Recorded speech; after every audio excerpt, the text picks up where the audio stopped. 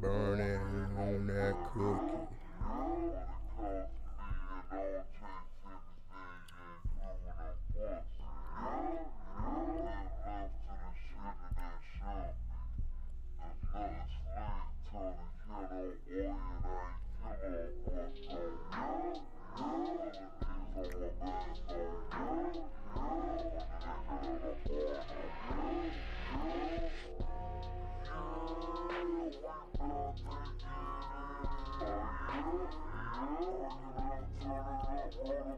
I think we back. I think we are.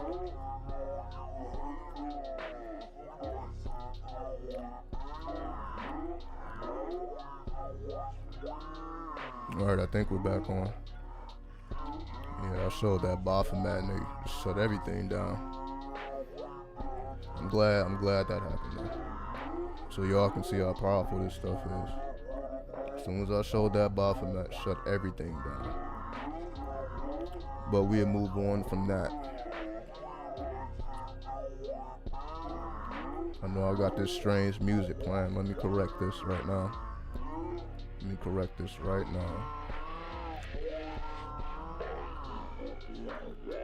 1 second here.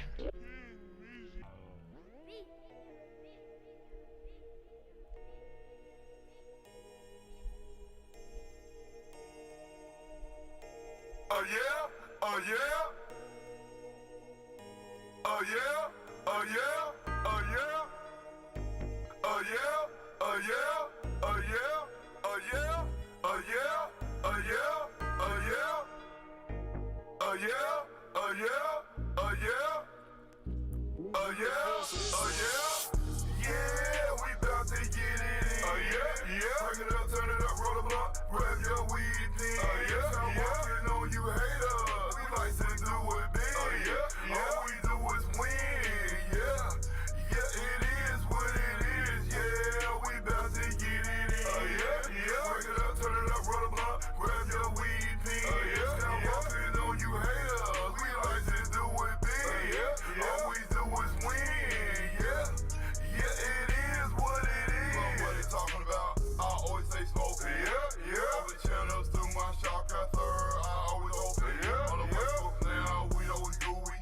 Bitches always choosy. Yeah, yeah. What you talking about? I racing and stuff while I now live my life like I'm burning on that. Yeah, yeah. When it comes to me and I don't chase anything, including pussy. Yeah, yeah. Live left to the shit and there should be. There's nothing slick till the killer oil and I ain't killer but no. Yeah, yeah. Feeling these on my back, no. Yeah, yeah. But the nigga that I burn them. Yeah, yeah. Yeah, we bout to get it in. Oh yeah, yeah. Bring it up, turn it up, roll the blunt, grab your weed then. Oh yeah, yeah. Walking on you haters, we like to do it big. Oh yeah, yeah. All we do is win. Yeah, yeah, it is what it is. Yeah, we bout to get it in. Oh yeah, yeah. Bring it up, turn it up, roll the blunt, grab your weed then. Oh yeah, yeah. Walking on you haters, we like to do it big. Oh yeah, yeah. All we do is win. Yeah, yeah, it is what it is. I am immortal, I'm ageless, fly paranormal on spaceships. Can't put this on your wish list. I'm tantric to keep fitness. All hail the Prince Machiavelli. I'm the pharaoh, the mummy of Seti. It's a ghost, no, you thought it was buried. I erupt on the Isles of Canary. In Valhalla, the crown of Shambhala. I speak in reverse on the holy Kabbalahs, and then I traverse, made a stop at Patala. I race from the earth, ended up in a bottle. The prince, so you know what I meant. I said the fire, you can't circumvent. One in your mouth, but you missing the jits. Taught me in circles, I flatten your disc. Poetic structure, I got me a sculpture. Lyrics get hot, that produce supernovas. Went to the Kaaba, I guess on the Vogue, but then I realized put the flame to the doja. Cast up the magic that's trapped in your attic. It's automatic, the limit, I'm haddock. Feeling the static, the modern day backers. Roll with the witches, they keeping it savage. Check out the thesis of clever uniqueness. Got masterpieces surrounded by genius. They call them Pan, but I'm Dionysus. I just prefer that you keep it a secret. Back in that day, I would call myself Amethyst. Switch out the flow, now I'm one with the Emperor. Steady my motion, I'm coasting, I'm flammerish. Doing the lotus, the woods and the various. Yeah, we bout to get it in. Oh yeah, yeah. Break it up, turn it up, roll the blunt, grab your weed then. Oh yeah, got walking on you haters. We bout to do it big. Oh yeah, yeah. All we do is win. Yeah, yeah, it is what it is. Yeah, we bout to get it in. Oh yeah, yeah. Break it up, turn it up, roll the blunt, grab your weed pins. Got walking on you haters. We about to do it big. All we do is win. Yeah, it is what it is. Yeah, we about to get it in. Crank it up, turn it up, roll the blunt, grab your weed pins. Got walking on you haters. We like to do it big. All we do is win. Yeah, it is what it is. Yeah. Bring it up, turn it up, roll the blunt, grab your weed pins. Yeah. Walking on you haters. We like to do it big. Yeah. All we do is win. Yeah, it is what it is. Yeah. Yeah, we back in this bitch. Once again. Let me turn this off. So yeah, that's a new heat, but that was slowed down. Let me play it in normal so you guys can hear all of the dynamics here. I'm about to play it right back. But let me take the special effects and all that stuff off so you guys can really hear what's going on. All right, I'm about to run that right back. All right, let's do it.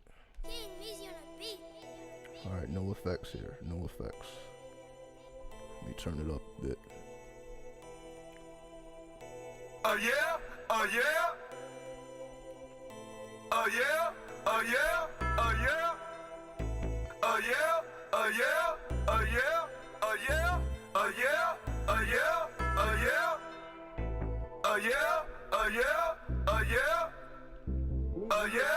Yeah. Yeah, we bout to get it in. Yeah. Bring it up, turn it up, roll the blunt, grab your weed pins. I'm walking on you haters. We like to do it big. All we do is win. Yeah, it is what it is. Yeah, we bout to get it in. Bring it up, turn it up, roll the blunt, grab your weed pins. I'm walking on you haters. We like to do it big.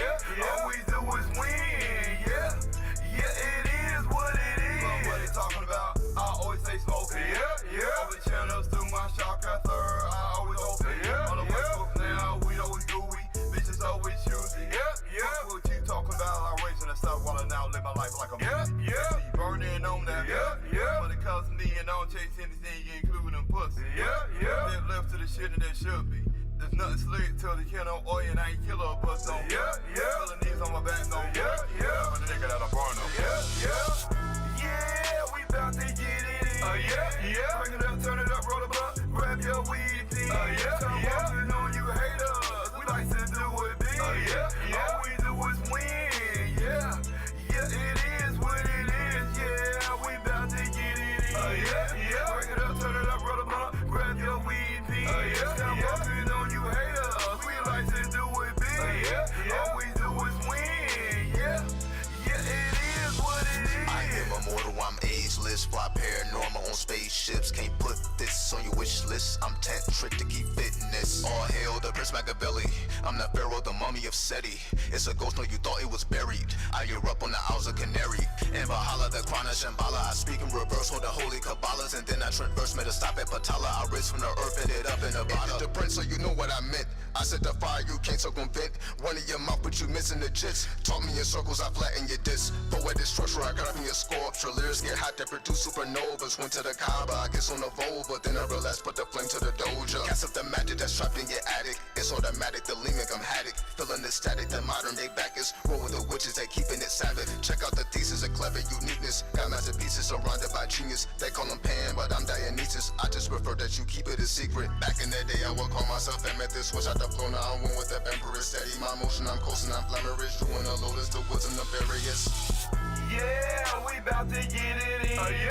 Break it up, turn it up, roll the blunt, grab your weed pins. Got walking on you haters. We bout to do it big.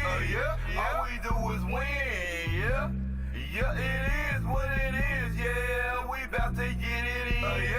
Break it up, turn it up, roll the blunt, grab your weed pins. Got walking on you haters. We bout to do it big. All we do is win. Yeah, it is what it is. Yeah, we bout to get it in. Crank it up, turn it up, roll the blunt, grab your weed pins. Got walking on you hater. We like to do it big. All we do is win. Yeah, it is what it is. Yeah. Crank it up, turn it up, roll the blunt, grab your weed pins. Yeah. Walking on you hater. We like to do it big. Yeah. All we do is win. Yeah, it is what it is.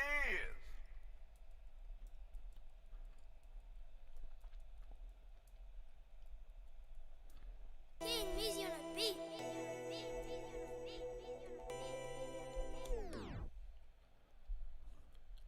See what else I got in here, huh?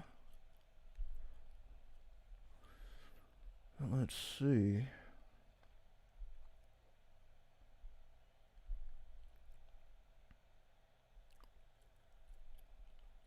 What else we got?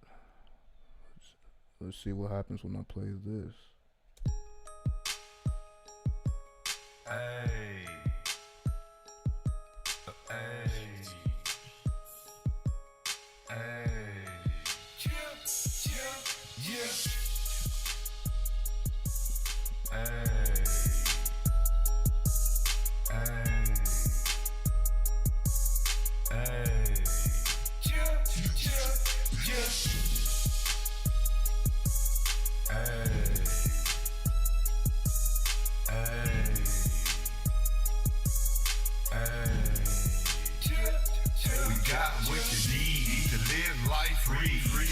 Know that what you see ain't what it seems. Tell them haters what's up.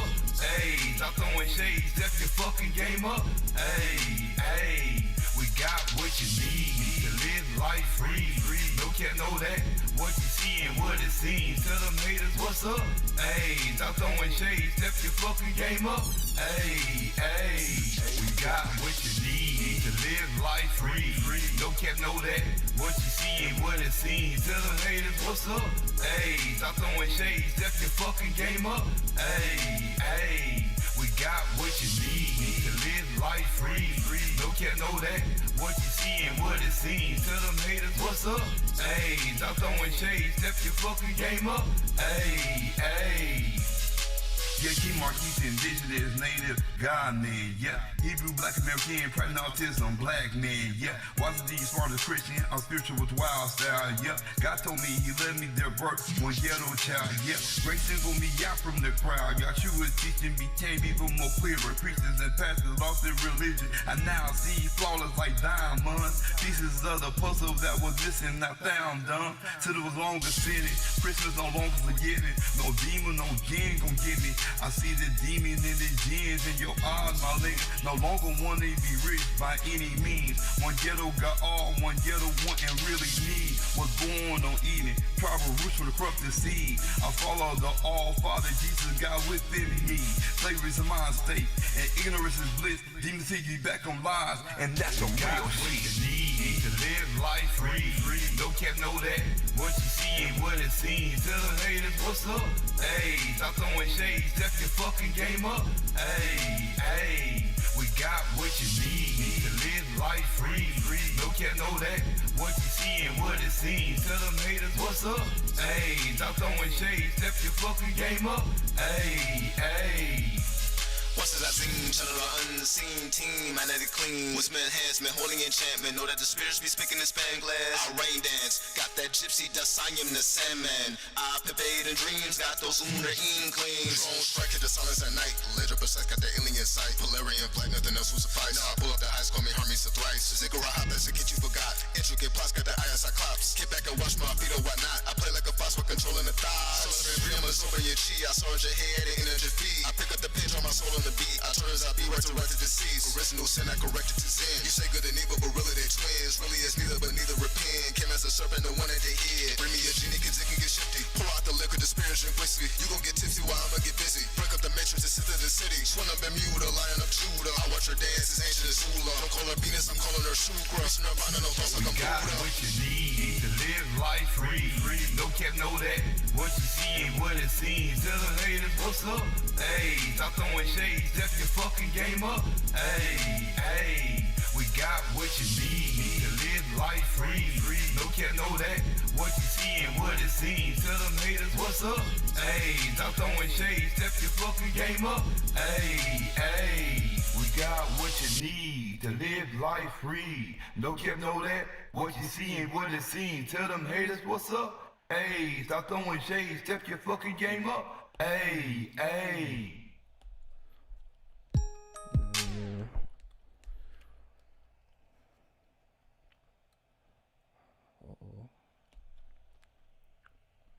The wrong size there.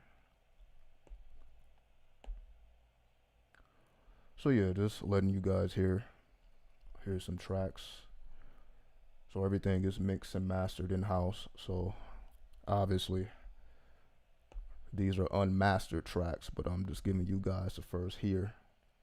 Hold on, let me actually change this. So the music will sound better. But that is a blueprint that was laid down, so you guys can hear where I'm at lyrically. I think I got something else. I think I got one more for you guys. Hopefully I can find this. Let's see.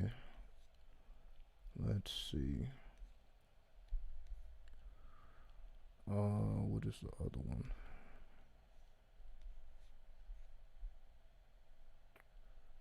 I think it's this one. Let's play it and see what happens.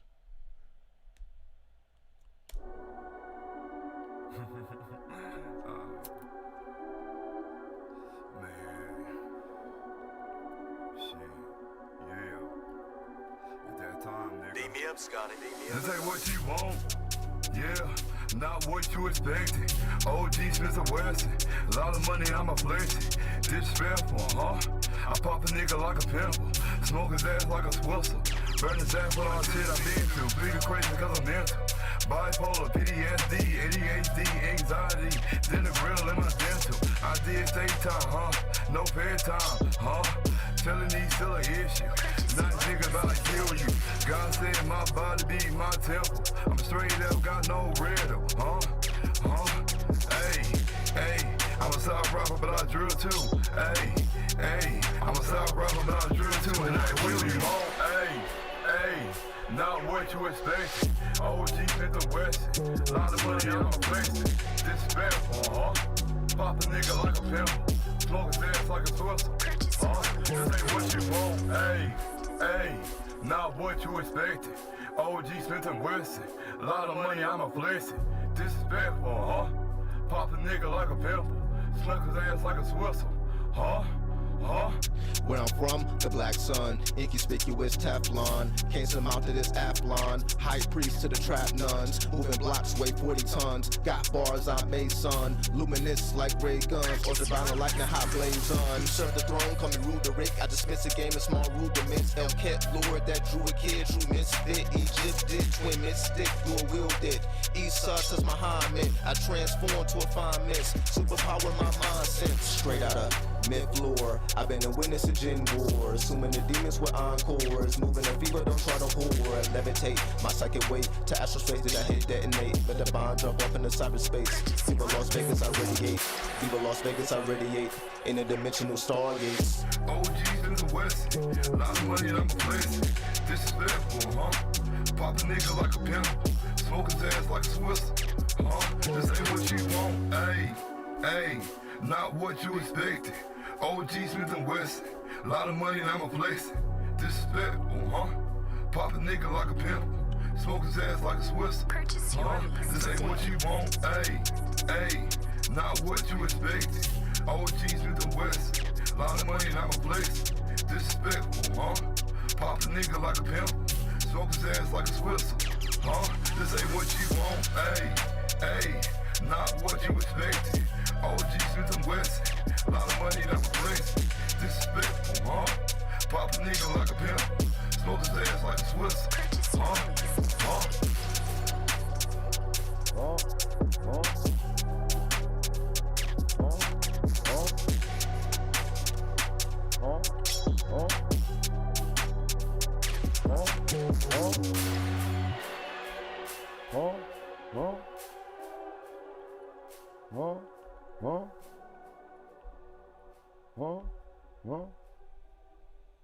Purchase your lease today.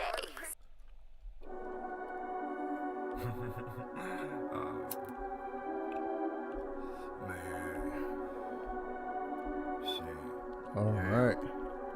At that time, nigga. Beat me up, Scotty. Beat me Let's up. say what? All right, so you guys see what the fuck is going on with that. You guys see what's going on. I appreciate that. Mary Star Seed, I appreciate you so much. Selena, I see you, precious. Mother Love, I see you. Shout out to you. Shout out to you.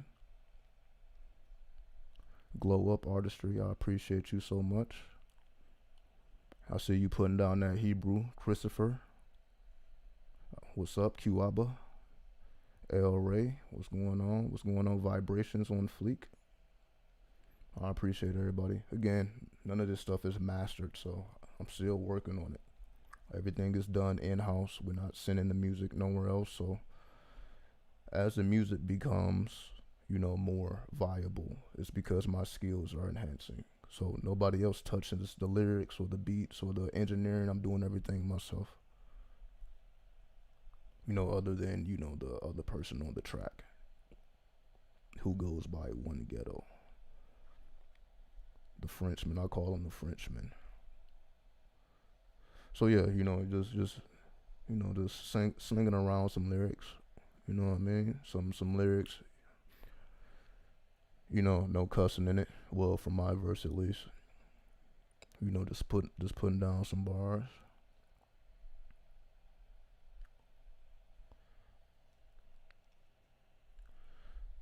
You just a rare type? Well, you know, I don't think too many people are willing to go into that inferno plane.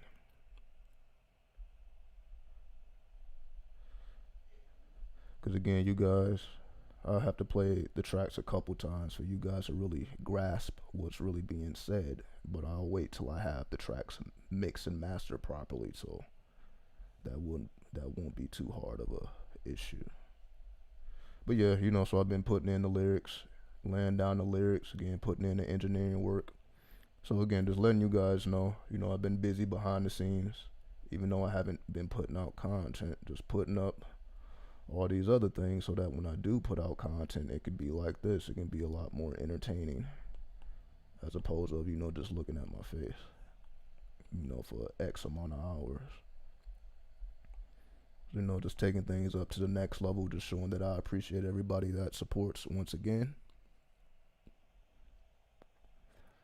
So making sure to invest right back into the channel to give more high quality content, which is the goal, right? The goal is to give high quality content. So that's why I'm adding all these extra dimensions. Again, I appreciate you, Mary. Let's see. So I'm gonna put in a couple more drawings. Again, just letting you guys see where my penmanship is. So not just lyrically, but also artistically. So that's why I'm showing you guys all of the art. I'm just cooking up in real time. Now, yeah, of course, you know, if I was taking my time with this, you know, it would look a lot more, you know, prestige. But I'm doing all this in real time, so just letting you guys know where I am creatively, essentially. Let's see, let me put on something else.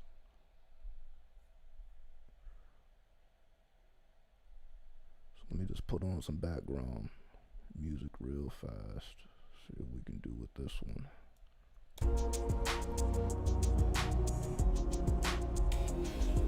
So this is regular.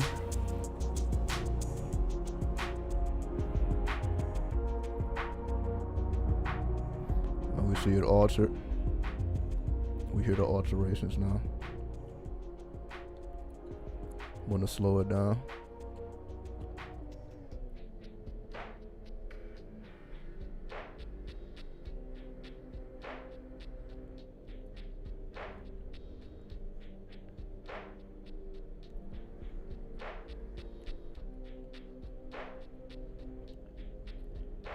All right.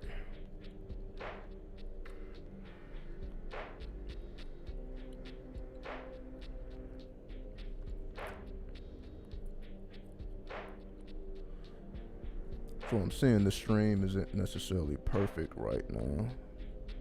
Again, I'm constantly tweaking with the settings, you know, to see what works and what does not work. So you guys let me know if you experience any type of lagging, so I will be sure to alter the settings for next time.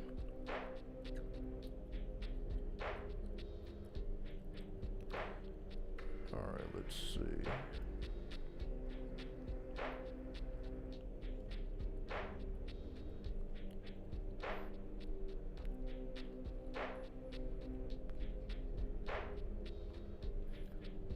So yeah, this is just a little beat I made for background purposes, like now.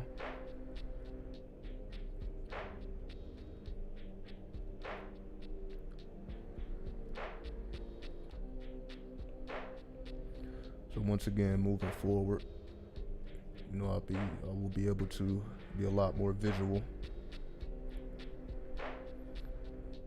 So hopefully the message becomes a lot more clear,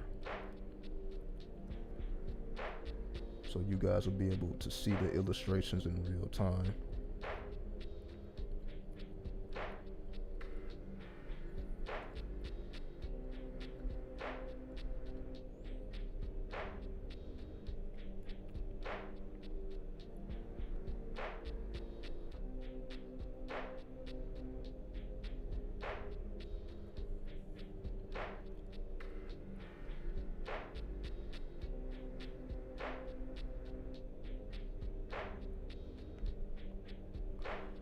So just getting my little graffiti on, you know, just connecting everything together as one whole.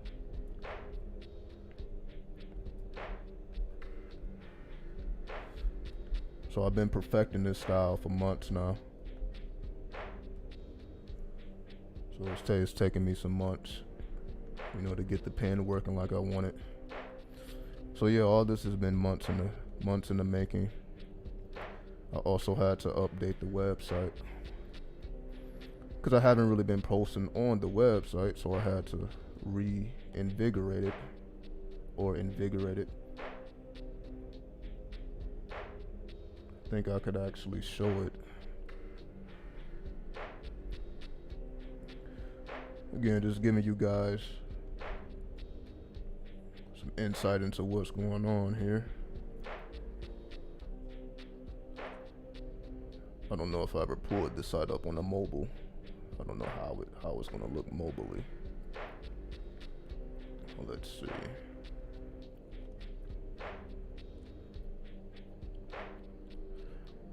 Yeah, I guess it looks decent here. All right. Yeah.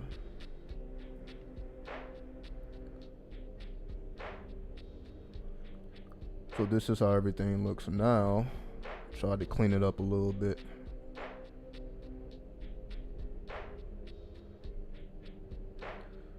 So as I'll be telling you guys, I'm doing all these things myself, so it takes a little longer to get it to look how you want it to look when you got to figure out exactly how to do it.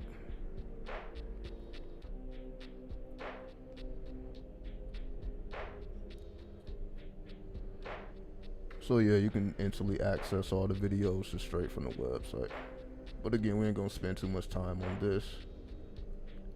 Just showing you guys that it's here. So I got all the videos here, all the services, yada yada yada. So that's how it's looking now. I know it's been through several stages, but that's how it looks now. Let's get back to it. So I'm gonna draw one more of these things and we'll get back to some drawings, or some knowledge rather, before we check out.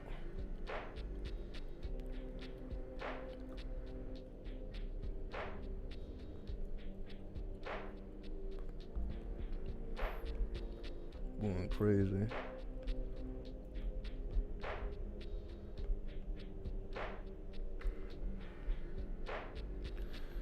Because once again, you know, when it comes to the spirituality, the purpose is to increase our creativity, however your creativity manifests.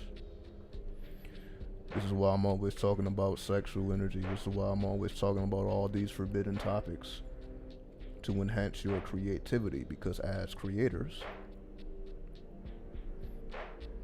our superpower is our own creativity. Creativity is a superpower. The reason I say creativity is a superpower is because it must be cultivated. You can say everybody comes into the world with their own particular talents, but we must cultivate those talents so that they become skills. And once those talents become skills, then we can actually provide a service for others, because we are skillful in our artistry or our creativity. We have become skillful. And when you become skillful in your creativity, that's when the money comes, because again, you're actually providing a service now. You know, versus it being personal. You know, the spiritual journey starts off personal, you know, for you to center yourself and your universal understanding. But eventually it bleeds into the collective unconscious, because we know that we are all connected. So when we begin to place ourselves around like-minded individuals, we are able to constantly expand, because when we unite, we are able to tap into information we otherwise wouldn't have been able to tap into alone. Because when you have two minds that unite together, especially when it comes to unlocking the codes of the universe, that those two minds produce a third mind. And that third mind is a spiritual mind, where those two minds, two or more, obviously it's not just two, but two, when two or more minds come together for the purposes of spiritual revelation, it creates a third mind. And that third mind is a spiritual mind, which both of those two minds can tap into. And that's how we are able to extract information through conversation that we otherwise wouldn't have extracted on our own. So that's why in mid-conversation, you can be talking to somebody about something spiritual or anything, and a thought comes to you that you didn't even think about prior to the conversation. It's just in the midst of the conversation, a thought came to you. You know, that helps you to get or gain some type of understanding of whatever the conversation may be about, that you hadn't pondered on previous to that particular conversation. That is a result of that third mind that is created when you are communicating with others who are on the same frequency. And what I mean by same frequency, I don't necessarily mean same way of life or same religion or same spirituality, just those who seek truth. As long as you are around those who seek truth, you guys may arrive at a different truth, but that doesn't necessarily separate you. It actually brings you closer together. And that's what the occult is all about, to bring everyone together irregardless of your personal faith. So it doesn't matter what your personal faith is. The occult, or the mathematical ability that we have to decode, connects us all. So irregardless of who you worship, who you praise, us understanding each other on an astrological perspective or a numerology, maybe I'm saying that word wrong, but we just say numerology. We utilize astrology, numerology, tarot, Kabbalah, Hebrew, gematria, so on and so forth, to connect our minds. Not to necessarily believe the same thing, but to connect our minds together. Because if you have a Muslim in a room, you have a Christian in the room, you have someone who is Jewish in the room, you have a Mormon in the room, you have all these different minds. If we all came together through astrology or numerology or the Kabbalah or the tarot, where we can all see this same mathematical scenery, instead of us arguing about who we should pray to or who we should worship, we're actually helping each other to decode, because we all see things differently. And because we all see things differently, it actually will be to our advantage to have other people who do not think exactly like we do, but that are like-minded. See, like-minded doesn't mean that they think exactly the way you do. Again, they're just dedicated to seeking the truth, which may be completely different than yours, but their truth will help you to arrive at your truth, and that's the purpose. So even if their truth is different than yours, their truth helps you to arrive at a greater conclusion. And that's why it's not necessarily for us to always agree with each other, just to see different perspectives.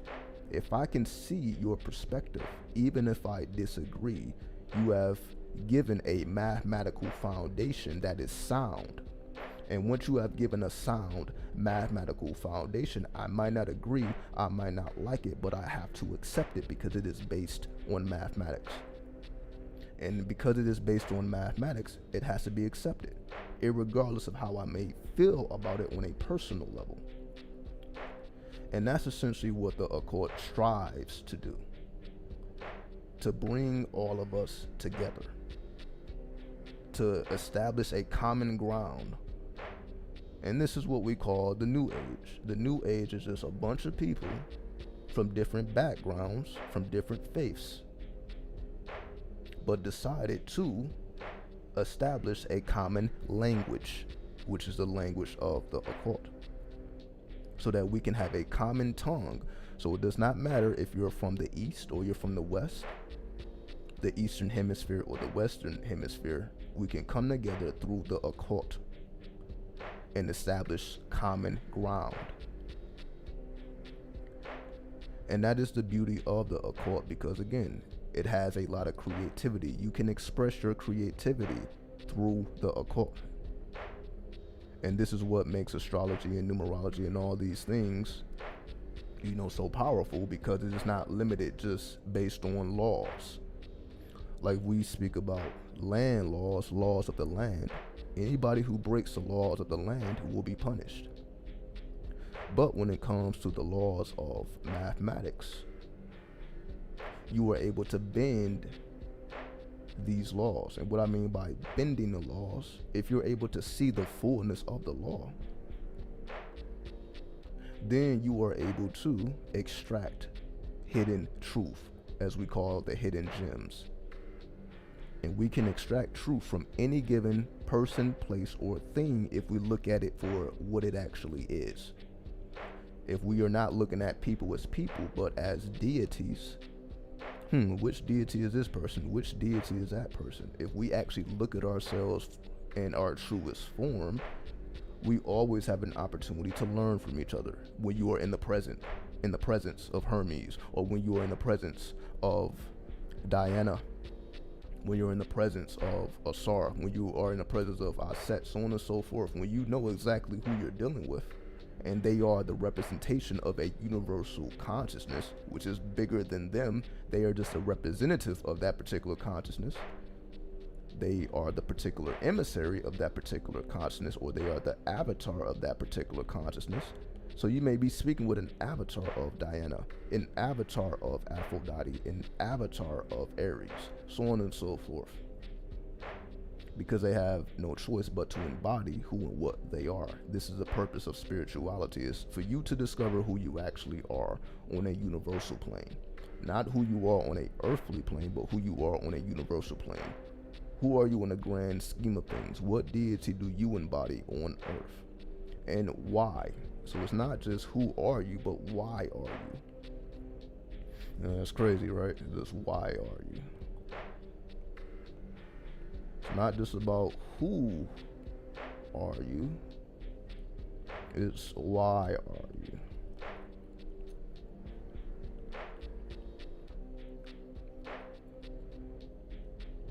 Because if you are able to discover the why are you,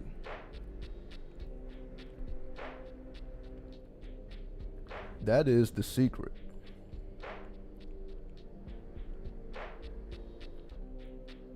It's not necessarily who are you, because that is just your name. In this case, it is your magical name. That's why everybody has analysis, right?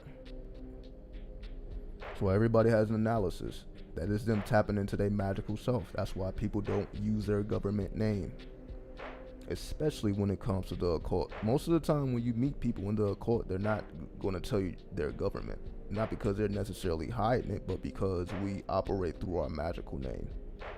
So when you operate through your magical name, and essentially this is why we have Alice's everywhere. That's why in hip hop you have an analysis. Now, of course, there are some people that just use their name, but most of the time you have to work through your magical name. It's the same thing with actors and actress. They work through their magical name. It is not through their government name, it is through their magical name. So essentially, who are you is just, what is your magical name? You know, I'm not going to say it's simple, but that is the context of who are you. So the names we take on, and we've all have taken on a different name other than our government name, whether somebody gave you a name or you named yourself, that is the embodiment of your magical name. However, if we talk about why are you, which is secretive, because the only way to discover why are you, who you are on the grand plane or on the universal stage, not just who are you on the universal stage, why do you exist in the capacity that you exist in? Why do you exist, and why do you exist in the capacity that you exist in? So why are you existing, and why in this particular position? Why are you Aries? Why are you Hermes? Why are you Diana? Why are you Aphrodite? Why are you Ishtar? Why are you Yemiya? We can go all over the place, right? Why are you Quetzalcoatl? So on and so forth. Why are you Thor? So when you get to the why are you, which is your secretive nature, because you may be the only one that knows that. So that's why it's secret, because the world doesn't necessarily know that. You're not necessarily putting that out there. You may put your magical name out there. You may tell people what your name is, but you're not necessarily going up telling people why you exist, because that is more personal. That's not necessarily something that everybody cares to know, because they're discovering why they exist. And what starts all this off is our magical name. Our magical name is what taps us in, or that prepares the ground for us to come to these conclusions, these personal conclusions as to why we exist in this particular time. Why are we here in 2021 versus 1521? Were we alive in 1521? And we are in a current reincarnation phase. You see, when we start really pondering on the grand scheme of things, what we may find is we've been here since year zero. Why year zero and not year one, for example? Because there is no time. So one is a manifestation of illusion, whereas the reality is a zero. The nothingness, as they say, right? So the nothingness is the actual reality. So real reality is nothingness.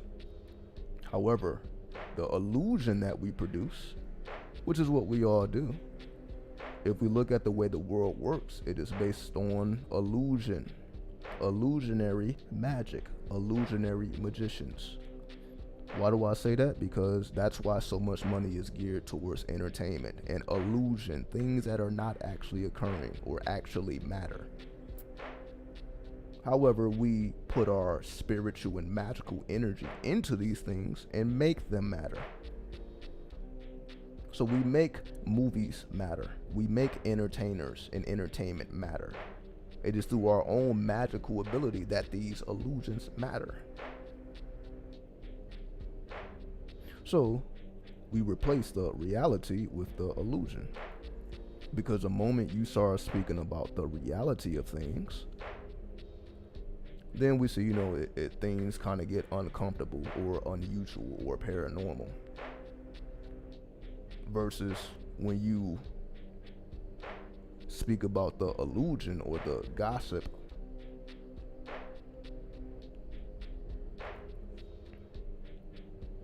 as we know, you can go into pretty much any household in America and hear some fucking gossip. However, if you enter into a home dealing with reality, the 0 point,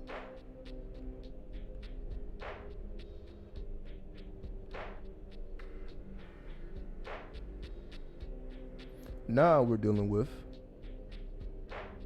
what is called the spirit, which cannot be measured.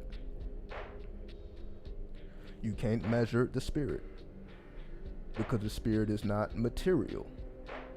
It is made from a finer substance.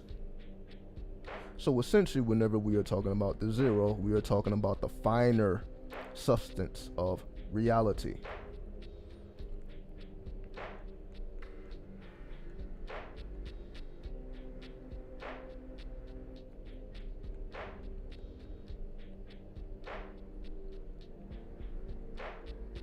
And what is this finer substance of reality? This is what we call ether. Some people call it dark energy and dark matter.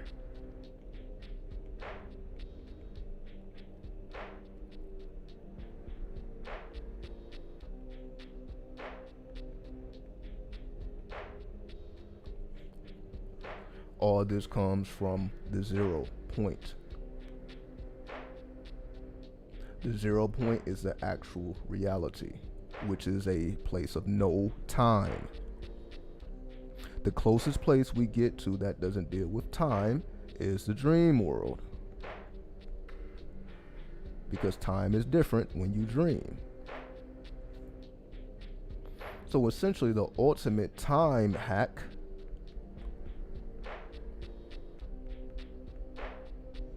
is being able to control your dreams.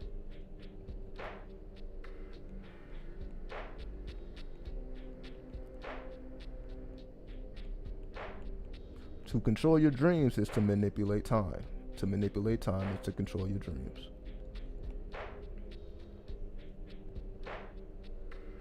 Dreams are simply visions from the unconscious.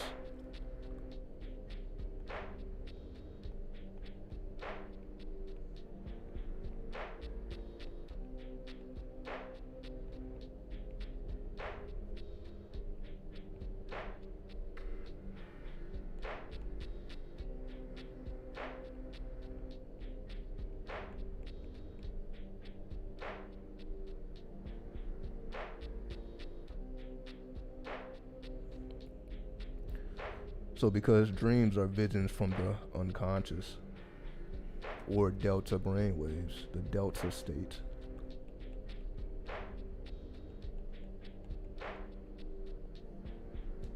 which again is at 0 point,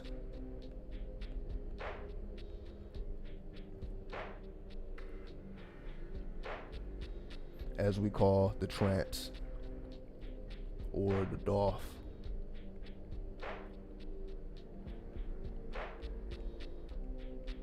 Which takes you to the tree of death.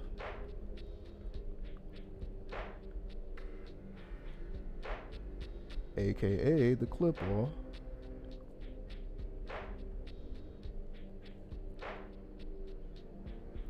Why? Because this is the state of gnosis.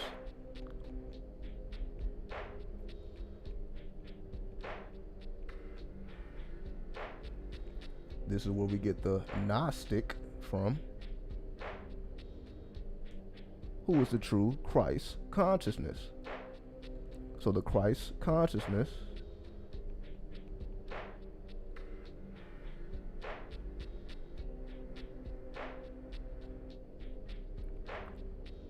is about accessing DOF, which takes you to the trance state,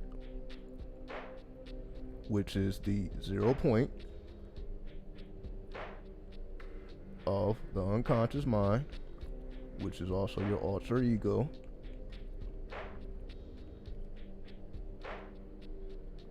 And our alter ego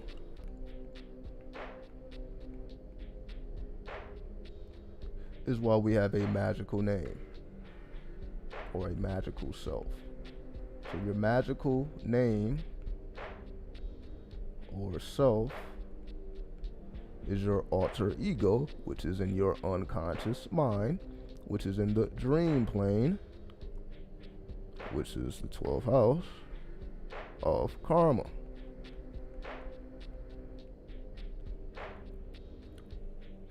Peace, Harmony 9, peace God. The 0 represent the, what is that? The Pelorium. Also, is the Holy Divine Father the same entity as the Great Mother, or are they two separate aspects of Source? Okay. To answer your question, we have to go to Gnosticism. Because this is a whole theory or ideology of Gnosticism.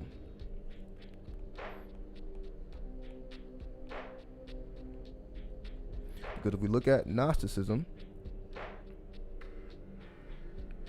everything is separated. So essentially you have what is called the All-Father, or the monad, as they call it, the monad. So that is the true God or the true Father, the All-Father. Again, that is the holy, the holiness, the holy place. All right.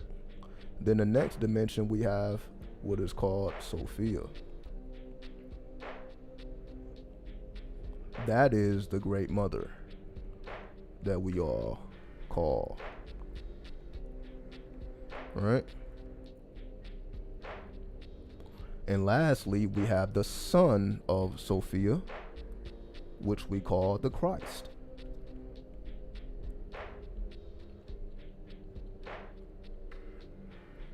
But I also missed the demiurge. We also have the demiurge. And you could say that's the false God.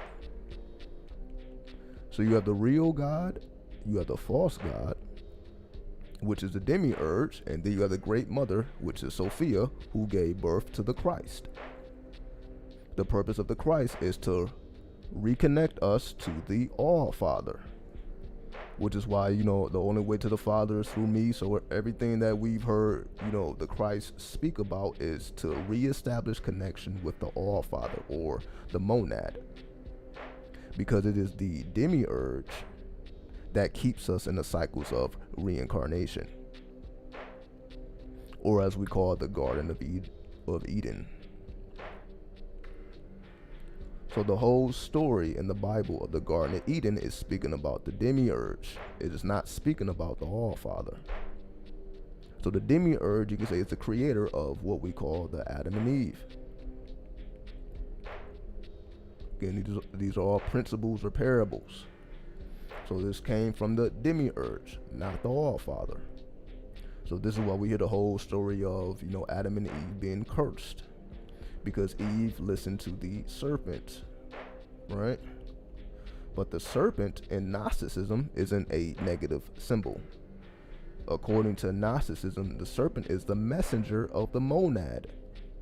So the serpent is really the monad or the All-Father. So we see how this completely flips the story upside down. So instead of the serpent being evil, or the devil, as most people think, or even Satan, serpent is actually the real God, or the monad. Because again, God is just Godin. God is just shortened of Godin. Godin is just wooden, aka Odin. So that's how that's broken down. So all this God shit, God is Godin, wooden, Odin. That's just the etymology of God. So essentially the serpent is the messenger of the monad, which is the All-Father. So the whole story of Genesis, if we put it in a Gnostic context, is completely different than what we think it is. The mainstream has us thinking that Adam and Eve were in heaven or the Garden of Eden, and they had everything they needed and wanted, and because they fell victim to the serpent, now they have been cursed to reincarnate and to give childbirth, so on and so forth, right? This is a mainstream story that we are made to believe. Okay? What about Lilith? Great analysis. Great analysis. Because we damn sure gotta include Lilith as the first wife, right? Because if we add Lilith into this context, again, Lilith will be a symbol of the Sophia or the Great Mother. So we have to get familiar with the Great Mother in order to understand. So yeah, we got to go even deeper than this. This ain't even enough to understand it. Because Sophia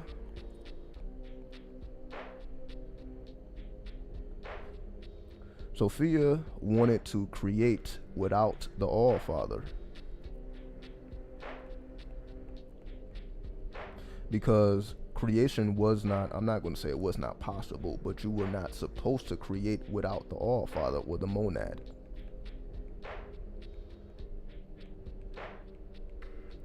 So what Sophia did is, Sophia created what we call the demiurge, or the false god.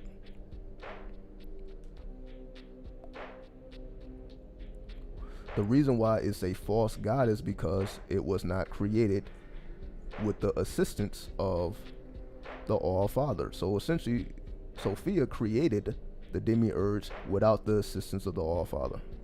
So this was with no help from the All-Father.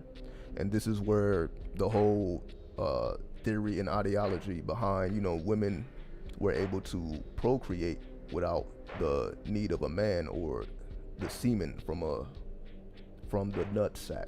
Let's just be raw here. This is where all that comes from, because Sophia created the demiurge without the assistance of the All-Father. The reason the demiurge is a false god is because it made it inherently wicked.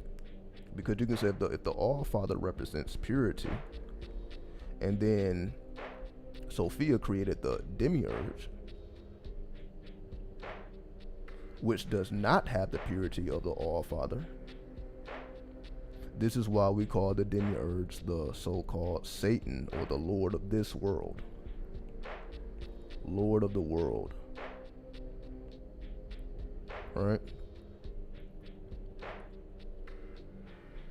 So the so-called Satan, or Lord of this world, is known as what we call the false god. Now we have to get into the Christ. So where does the Christ fit into all this? As well as Lilith, because Lilith again would be the Great Mother, which is why she refused to have sexual relations with Adam if he was going to be on top, which is the whole story of Lilith. Adam wanted to get some ass, and he wanted to be on top. He wanted to pound her out, but she refused. She was like, that's not how sex magic works. So she was right about that, because sex magic requires the woman to be on top. So this whole man on top and, men pounding out these women and so on and so forth, that's all modern times. That's all a matriarchy. If we're speaking about not the matriarchy, it is the patriarchy, which is ruled by men. The matriarchy is Lilith and Sophia. Submission was not her thing. It's not necessarily that submission was her thing or not. It was more about principle. It's about, okay, if we're going to engage in sex magic, I need to be on top. That's really what it is. And we can see this in ancient, in ancient. Let me just show you guys. I know I'm running my mouth. Let me just show you what I'm speaking about. Because all we gotta do is pull up a image of Kali and Shiva. Oops. Cane's chicken. So y'all be having all type of crazy ties. Let's get off there.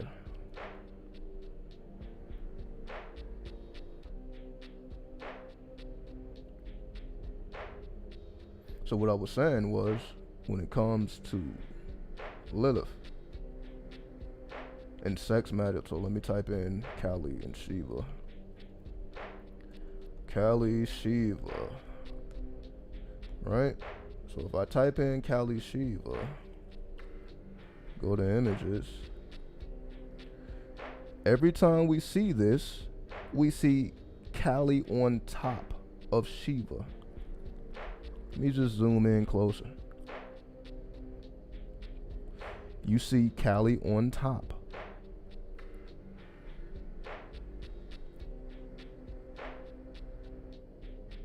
It's all there.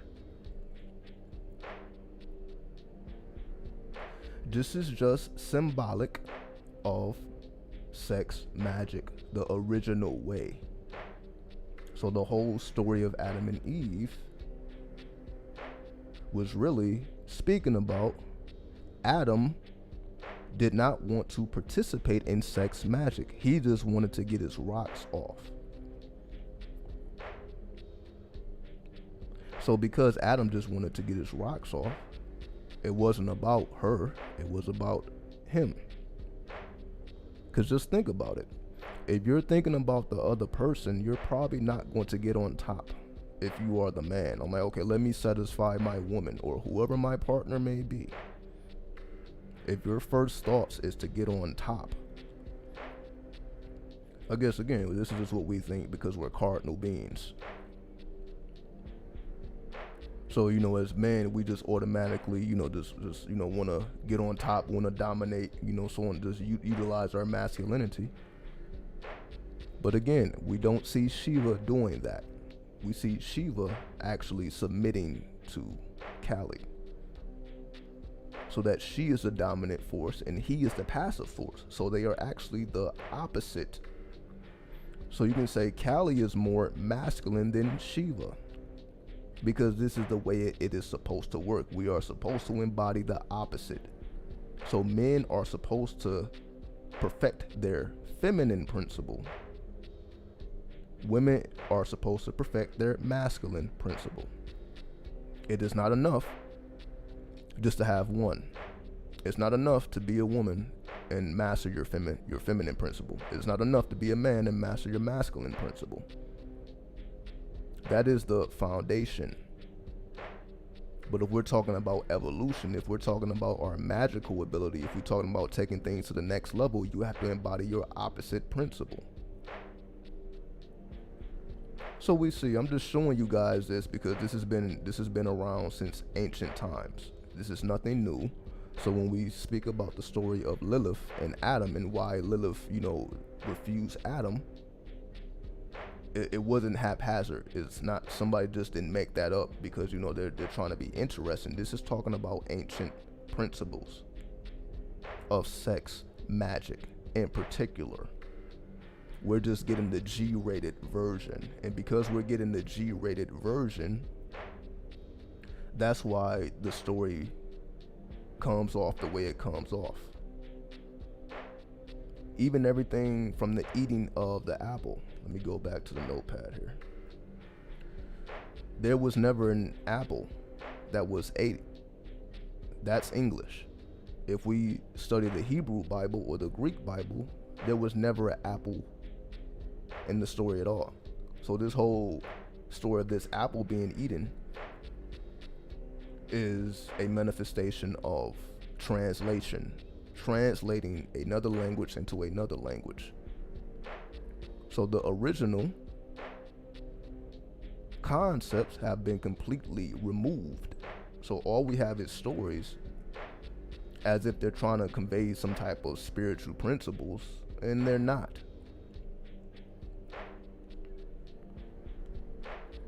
Look, they try to block this comment. I always wondered why I can only have an orgasm being in the top position. Yeah, they tried to, I had to clear that comment. But yes, this is why certain women prefer to be on top. it actually is more beneficial for them instead of getting pounded out. So yes, this is why, yes, certain women don't have orgasms, because we have been so used to just pounding women out as men, thinking that, okay, the harder we go, then the more pleasure she receives, and that's simply just not the case. It may be the case for the masculine principle, but it's not the case for the feminine principle. And this is why we embody our opposite, so that we can have a full understanding of how these things work. Certain women will take this information and use it to be even more disagreeable, unless you're speaking strictly about sex. I mean, we've been doing this since the beginning of time, meaning, you know, there's always been this war of the sexes. This is definitely nothing new, and that's why I'm speaking about the men. That's another example of the war of the sexes, because we think that we just need to pound these women out, but that's not the case. That may be the American way, it may be the masculine way, but again, we are here to embody our opposite. So if it's about embodying the opposite, you must understand both sides. So if you understand both sides, there's a time for the man to be aggressive, and there's a time for the man to be passive, and vice versa. It is time for a woman to be passive, and there's time for the man to be passive. And that's how sex magic is actually able to manifest, because the energies are being balanced. The woman has an opportunity to be masculine, and the man has an opportunity to be feminine, while in the comfort of the bedroom. So it's not about, you know, going out into the world and showing this to the world unless you choose to. This is behind the scenes. This is happening in the chaos, in the darkness. So I just wanted to make that clear, you know, because Lilith came up, so that we understand why these principles constantly come up. And yes, and we do have women that feel this way, and they come from that line of Lilith, and there are women that come from the line of Eve. It's the same thing with men. Some men come from the line of the serpent, while other men come from the line of Adam. This is the whole premise of the Serpent Seed. A lot of people don't even know. They don't even know about this, about the Serpent Seed. Why? Because it's very controversial.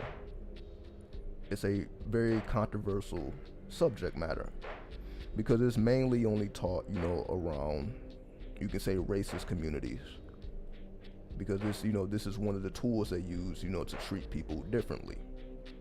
So for those who may not be aware of what the Serpent Seed is, the Serpent Seed, again, this is why the mainstream doesn't know anything about this. According to the Serpent Seed theory or ideology, Eve and the serpent actually had sexual intercourse. And this is how Cain was born. So this is strictly Gnostic. This is not the mainstream, but according to Gnosticism, the serpent and Eve had sexual relations, and that's how Cain was brought into the fold, or that's how Cain was born. So Cain, you can say, was not the son of Adam, but Cain was the son of the serpent. And if we understand the story of Cain and Abel, see, Abel was the manifestation of Adam and Eve. So that's why Abel was the way he was, and that's why Cain was completely different. And this is why the story of Cain has interesting, you know, points of interest. Interesting points of interest. That's a crazy way of saying it, but what I mean is, when we hear about the story of Cain, and Cain had to receive a mark on his forehead after he killed Abel. He received a mark on his forehead to not be killed by the other people. So it was a mark placed on his forehead that actually prevented him from being assaulted and killed by the other people. Now, to me, that sounds more like a reward than a punishment. So you just killed your brother, and you actually get a mark or a seal. A mark is just a seal on your forehead, so he had a seal on his forehead that prevented him from being killed by others. Give me 1 second here.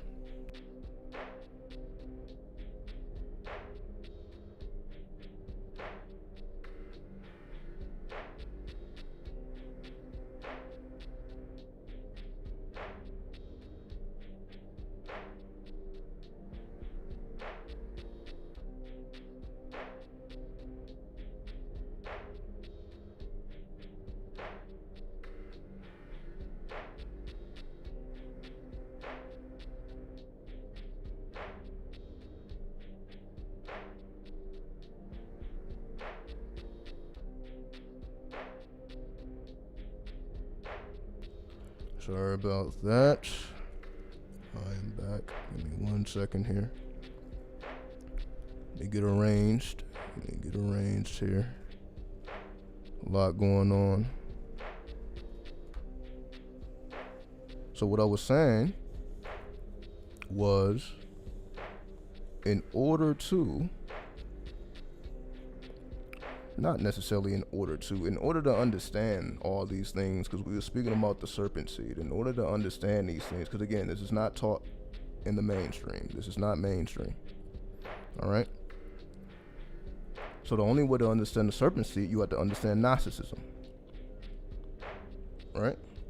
So you have to have a Gnostic understanding of these concepts to be able to extract the wisdom.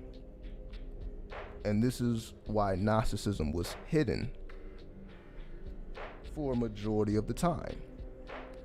We only rediscovered the Gnostic texts in the 1940s, I believe 1945 or 1947, if we want to be exact.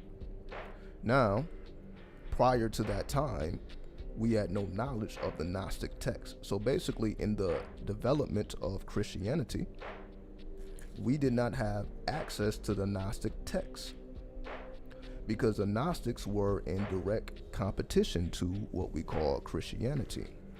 So Gnostics were definitely on the scene, but they were either wiped out or pushed out by the powers that be.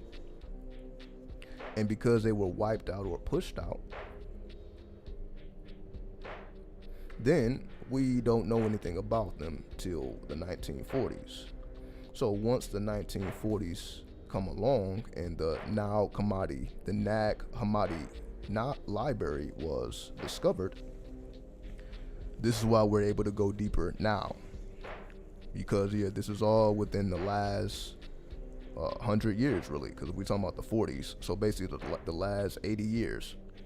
So a lot of what we know now is all coming to the light from ancient times and recent times, because this is the way the universe works. The universe has to always supply balance. And because the universe has to always supply balance, that's why the Nag Hammadi library was discovered, so that we can have a true understanding of what it means to be the Christ. So getting back to the serpent seed. So the serpent seed again is Cain.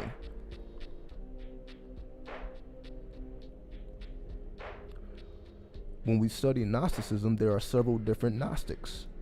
It's not just one type of Gnostic. There are many different types of Gnostics. So they all did not agree, as I was speaking about before.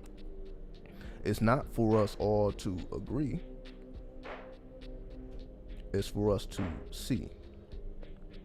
So every Gnostic didn't necessarily follow Cain. Some Gnostics followed Seth. Right, so let me actually put it here. So some Gnostics were Canaanites, and other Gnostics worship Seth. According to the Gnostics, Seth was the manifestation of Abel being killed as a replacement. So Seth became the replacement for Abel. And you have some Gnostics that see Seth as the first Christ, or Christ is really Seth.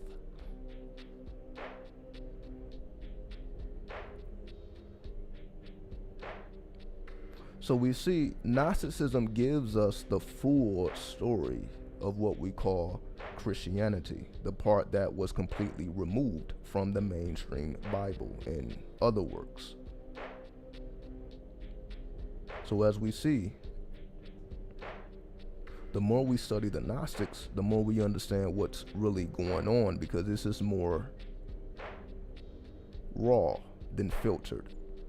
And this is why it was hidden, because when certain laws were passed, once Christianity began to take power, you were not even allowed to be in possession of these books that we now call the Gnostic Bible. You were not allowed to have a Gnostic Bible once Christianity took control, because again, Christianity has always been enslaving people for power. So whenever Christianity wanted power, people got killed, people died, and people got suppressed and enslaved. That is just the history of Christianity. It is completely bloody and filthy. There's no other way to look at it. And this is why Christians in modern times, you have to deal with that karma. It's not even an individual thing. So you can say, yeah, there's nothing wrong with an individual Christian man or woman or child. But it is the history with so much bloodshed and so much debt to the original people of the lands, because wherever Christianity manifested, it suppressed the original people or the natives of that particular land. They were suppressed, they were pushed out, and they were, again, we have these schools even in Canada and the United States, with the natives, in terms of the natives were sent to Christian schools or Catholic schools to be educated or to integrate into the so-called American society, and a lot of them were killed. You can look this up on the internet. I don't want to say Google, because there's more than Google, but these stories have been coming out in 2021 as well as 2020, where they have found bodies of children underneath schools. So just type in children bodies underneath schools. This is well documented. So this is a result of religion. Religion is going to do whatever it feels is necessary in order to gain power.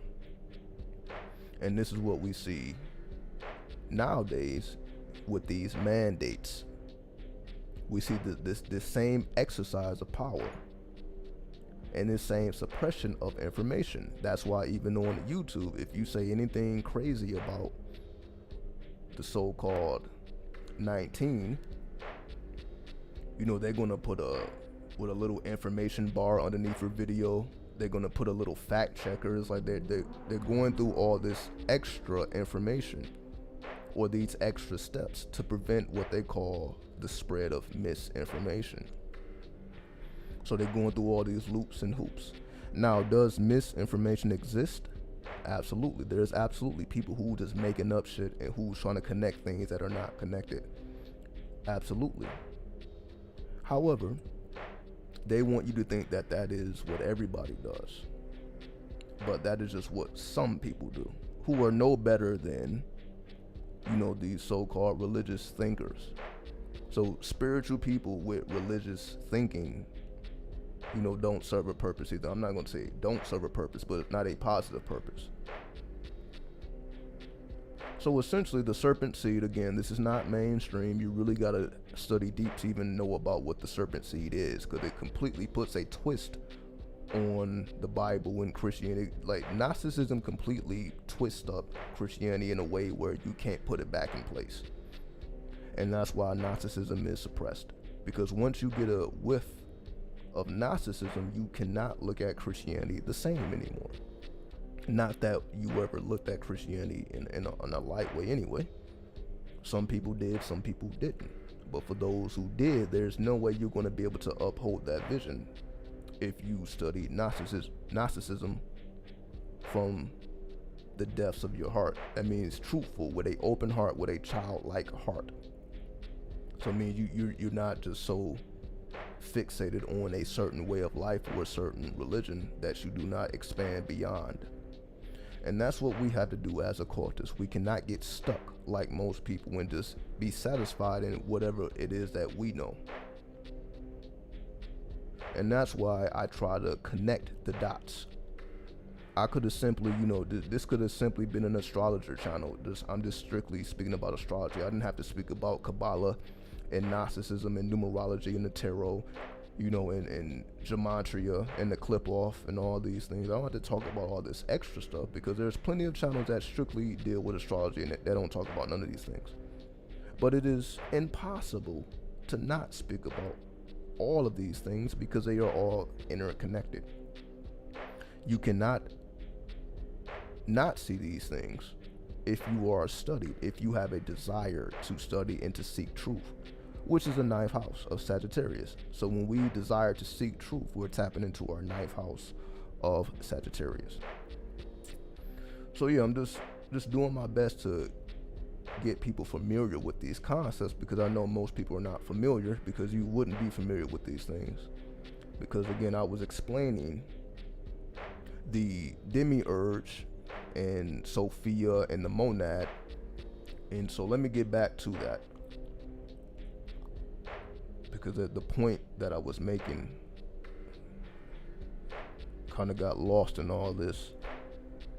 So again, we have the All-Father,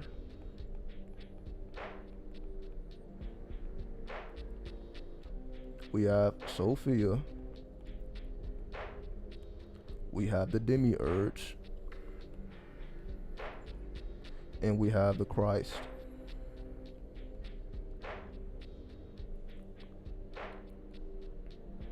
The All-Father, again, it's the 0 point.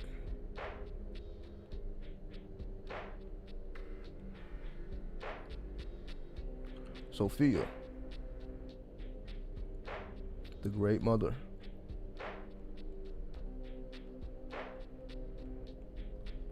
And I just might as well say the All-Father.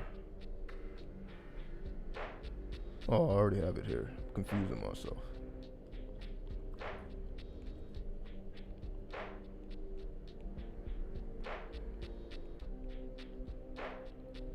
The demiurge.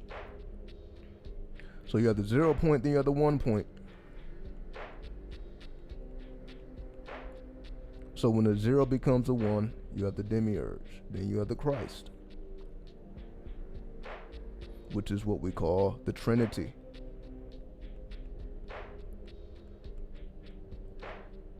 Right, the Father, the Son, and the so-called Holy Spirit.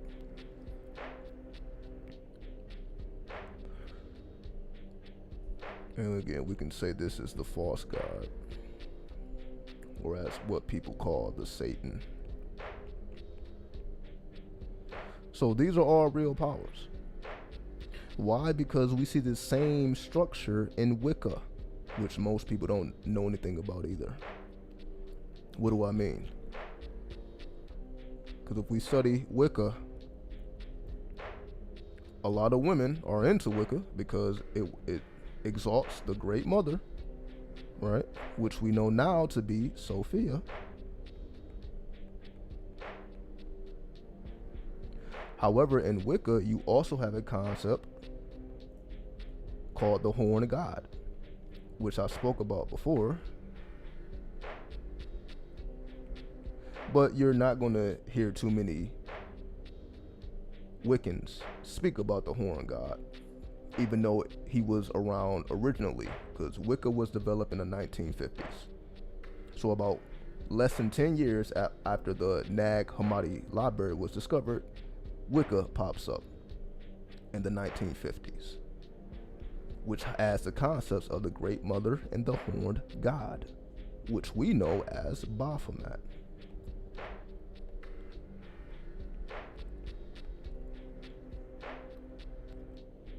So the original science of Wicca was about the Great Mother and the Horned God.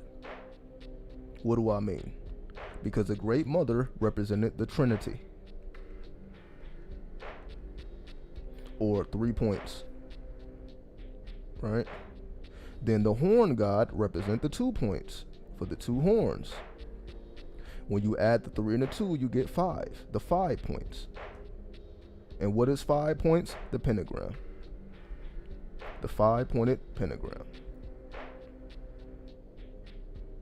which is the symbol of Wicca. Do most Wiccas know this or acknowledge this? No. Why? Because mainstream has taken over Wicca, and they have completely removed the horned god. You probably will not hear. You can probably look up most women speaking about Wicca on YouTube. You ain't got to search that hard. You ain't gonna find the horned god. They completely removed that. And that's why Wicca nowadays seems overly feminine. And you don't really see too many men embracing Wicca. It's not because, you know, that it doesn't have a place for men, because clearly the man is supposed to represent the horned god. But once you remove the horned god, then now you only have the Great Mother. So it is now incomplete. Because if we have been following along with the whole Shiva and Kali, we understand that you need both parts in order to create that 5-pointed pentagram, which is at the third eye of Baphomet. So we see that 5-pointed pentagram at the third eye of the Baphomet. So this is why we have so much confusion in spiritual communities and people that's supposed to be trying to help shit. All they're doing is adding to the confusion because they don't know the original concepts. And that's why I take so much time to study the original concepts before they were transferred into the mainstream. That's why some men really prefer being called warlock over a witch. Yes, exactly. Because these are original terms that have been taken out. And you can say, you know, as a power grab. Irregardless, we don't have to get into the specifics of why it happened. It's just important for you to understand that it did happen, so that when you understand Wicca, or not just understand Wicca, but when you apply Wicca, you can see the masculinity in it so that it becomes holistic. It is not holistic strictly feminine. It is not holistic strictly masculine. So if we want to be holistic, we have to embrace both the masculine and the feminine, the Great Mother and the All-Father, or the Great Mother and the Baphomet, right? The Horned God and the Great Mother. Those are the original concepts. And Wicca is, of course, is based on the Lema. Why? Because the originator of Wicca, who was a man, by the way, you know, just catch-22. You know, Wicca, you know, when people think of Wicca, they think about women and witches, but it was started by a man. We don't ever hear about this guy because, again, it's an agenda at place. You don't even hear about the guy's name. You know, we may hear about Aleister Crowley and the Lema, but you don't really even hear about the originator of Wicca. Just like we really don't hear about Blavatsky, Helena Blavatsky, and her contributions to the occult. She is the grandmother or the great mother of the occult, and most people have no idea who she is or her works. It is like that for a reason. So all of these things that we think we're doing that is supposed to be spiritual is still missing components, because it is supposed to be missing components just to throw people off. So you're not going to know about the missing components unless you have studied the original works. Again, you're not most main, again, see, people think I'm bullshitting. I'm about to type it in right now. I'm going to type it in right now.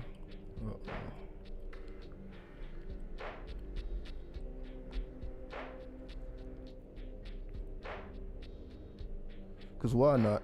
Why not? So if I type in Wicca, again, this is not premeditated.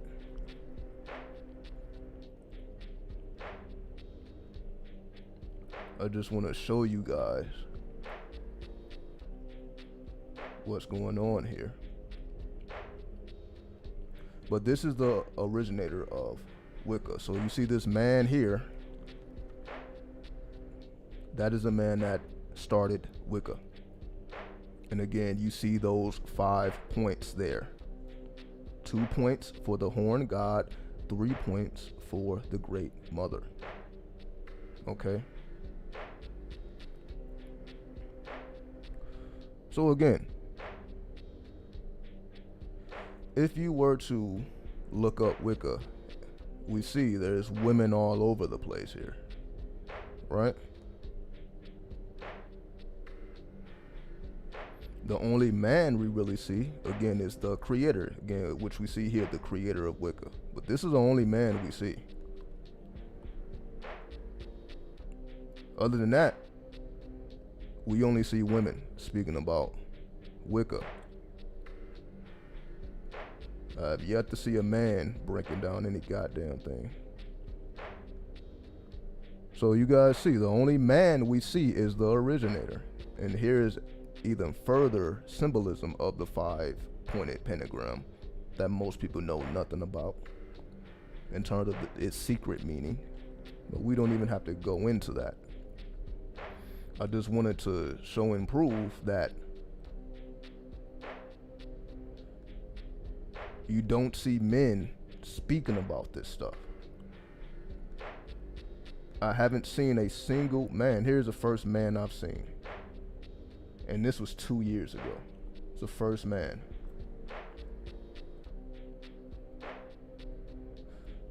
So anyway, we don't have to dig too deep into this. I just wanted to show and prove that the information is not balanced. And it's purposely imbalanced to throw people off their game, to stop you from unlocking the true magic. Because again, most people, when they think about Baphomet, they think about the Satan or the devil, the goat. They think about something sinister, evil, or wicked.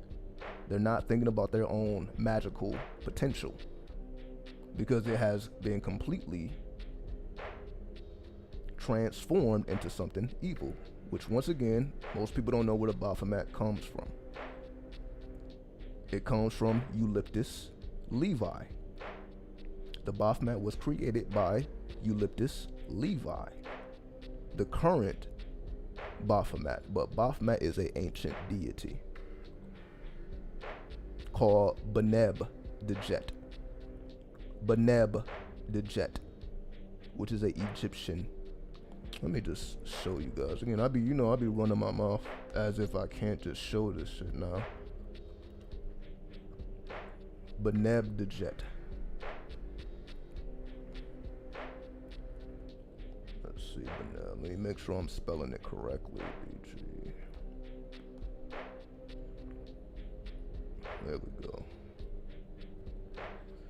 This is the original Baphomet, going all the way back to ancient Kemet. So just showing and proving that this is nothing new. So if this goes back to at least the times of Egypt, exactly, the Ram of Mendes, exactly, the Ram of Mendes.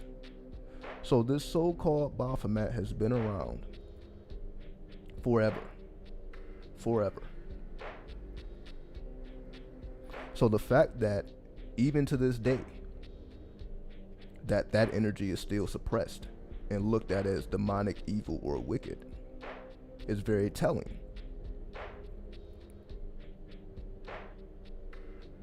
So then people goddess out and forget the balance. Let me make sure I'm reading this properly. So then people goddess out and forget to balance the polarity with the god or the masculine energy. Exactly. And this is why we see so much craziness in the spiritual community. We can clearly see this ideology. You know, they're either pro-women or pro-men. It's not too many people that's just embracing both sides, that can see both sides. Right? Exactly. We also have the Greek god, Pan. Just like Pan-Africanism, so on and so forth. Pan, it just represents all-encompassing. So pan anything, pan African, was it pansexual? People got all type of pan something. It just means all encompassing. And that is what Baphomet is, because Baphomet embodies the whole spiritual magical system. The whole system of magic is found within the symbolisms of the Baphomet once you know how to decode the symbolisms. The whole system of Wicca is found within the symbolism of Baphomet if you know how to break down the symbols. So once again, this will never be in the mainstream, and that is on purpose, to keep people at odds and fighting with each other instead of bringing them together in sexual union, which is what we're supposed to be doing. But instead, we have more people trying to be celibate, you know, just trying to keep their sexual currency within. So that's why I'm here, to bring the balance, so that you guys can see not just my opinion, but the mathematical positions of these principles, so that you can see for yourself what's really going on without the veil. Have you ever heard about the green man? Absolutely. Yes, you can say that would be another energy of the pan/Baphomet energy. So the green man is more so, you know, the European Baphomet. So yes, the green man is definitely a path of the Baphomet from a different culture. Absolutely. Absolutely. And this is why it's so important to study the deities, so that we can understand how these same energies manifest in different cultures. So essentially, there's a Baphomet in every spiritual tradition. So if you understand that there is a Baphomet in every spiritual tradition, it's all about identifying the Baphomet and what it represents to every tradition. Explains why many people in the so-called spiritual communities lack disciplined morals and a discernment from the most part. Exactly. You are absolutely correct, because it tends to be people either on one side or the other side. And they don't even realize that the board was set up this way for us to be at odds with each other, again, so that we are not locked in sexual union, because that's where we are the most creative. You are the most creative when you're in sexual union. However, if we're at each other, if we're at odds, and we're just a bunch of celibate people keeping our spiritual energy contained, then we're not evolving. It's just another manifestation of Adam and Eve, with Eve being so-called cursed with childbirth, which is a lot of women be feeling like that, like it's a curse. But this is all religious thinking, because this is definitely not the case once we learn the full context. The full context lets us know where we fit into the picture. What about Therion? Therion is a deity from Thelema, spoken about by Aleister Crowley as the beast of Babylon. So if we look at the lust card in the Thoth Tarot deck, let me just pull it up here so you guys can see it. So if we look up the Thoth Tarot, and I have the deck right over there, but I just want to show you guys on the screen. Yes, lust. Thoth Tarot lust. The beast that Babylon rides upon is called Therion.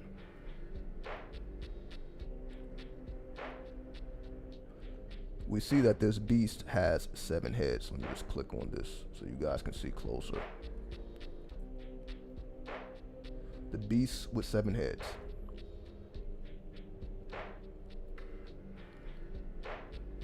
Of course, those 7 heads are highly symbolic, but we don't necessarily have to go into the symbolism, but that is what it represents. Is it similar to Pan, since it is the counterpart of Babylon? There you go. So you are right and exact, Dank Wizard, with making those connections. Yes, we see the masculine and the feminine principles being balanced, and that's why we see Babylon holding in one hand. So let me actually show this closer, because you guys may not be able to see this.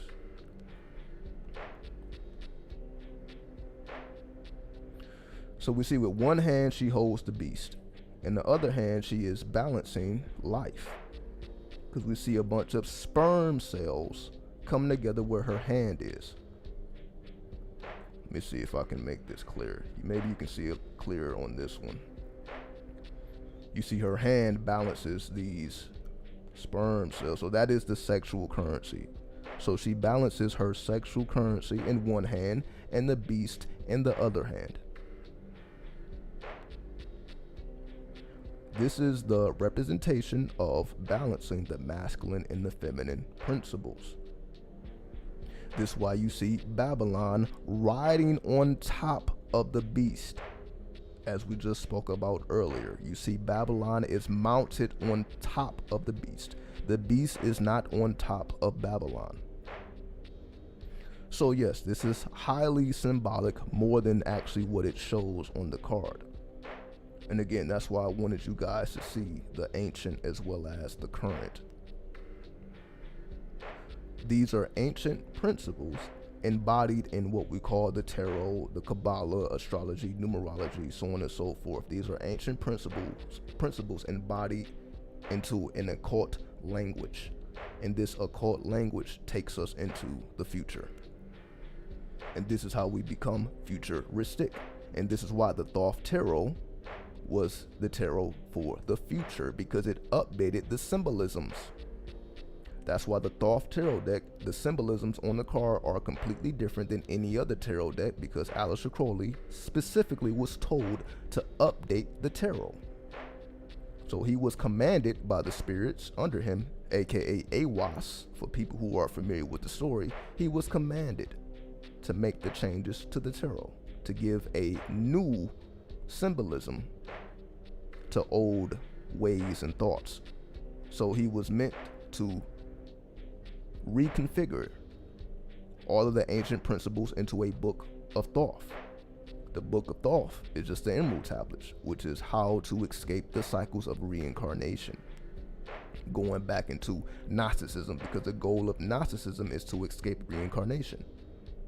It's to not have to repeat this cycle over and over again and forget your memories and have to keep doing this. So the goal is to escape the cycles of reincarnation. So you have to blow past the demiurge, because who controls reincarnation? The demiurge.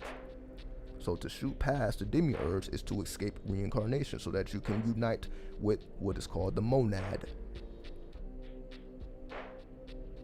Now I think about it, most men will probably last much longer as well with a woman on top. Yes, it makes perfect sense, you know, when we have the mathematics right in front of us. But you're trying to actually tell a man to chill and stop, you know, thrusting your woman to oblivion. Most men probably ain't trying to hear that, because we have been so accustomed to that. You know, now the man is on top, and so the woman on top, we have become accustomed to the man being on top most of the time. So that has become our culture, that has become our religion. So trying to tell people anything different, they actually, you know, become upset at you or mad at you. Even though, again, as we see, the sex is just simply more magical when the woman is on top. That's what it's supposed to do. We can go into why that is, but this is the purpose. I try to even put men on semen retention and they think I'm crazy. Exactly, because if you're on top just pounding away like you're a pan, you just want to fuck anything moving, any nymph you come across, you just want to stick and pound. The last thing you want to do as a man is to retain your semen. Again, if it's just all about pumping and thrusting and just having no orgasm, the last thing you want to do is to not, again, orgasm and semen ejaculation are two different things. So we're mostly speaking about semen ejaculation. So yes, the average man doesn't even know how to have sex without an ejaculation. That is just the facts.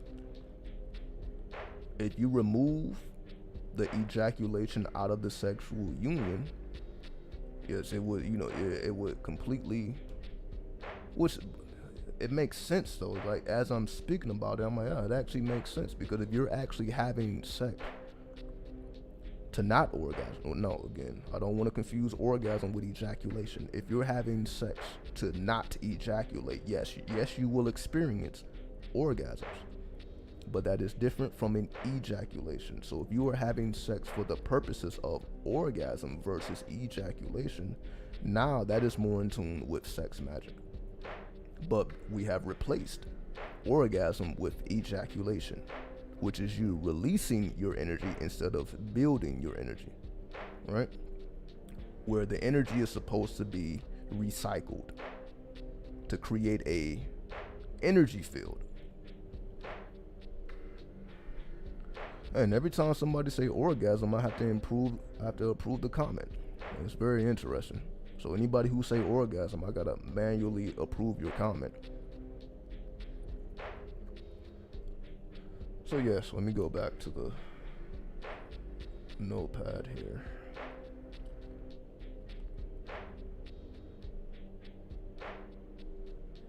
So yes, so whether we're talking about Gnosticism or we're talking about Wicca, we see that this all revolves around sex magic, the proper use of sex magic. So the purpose of our study is to increase our knowledge of the sexual currency, right? This is the purpose.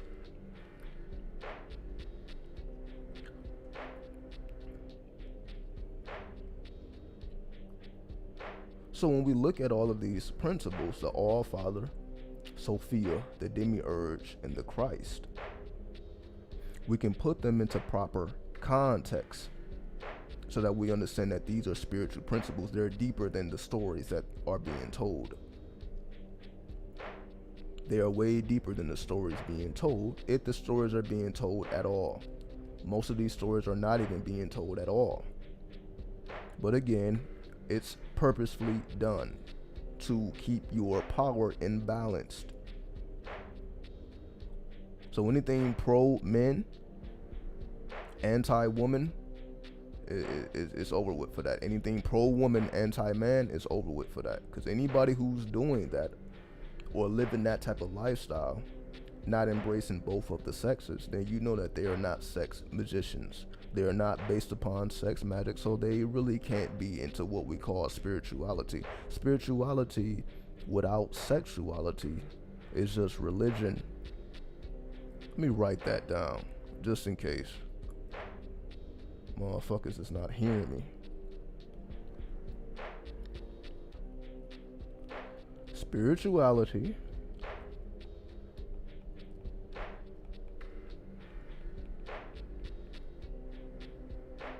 without sexuality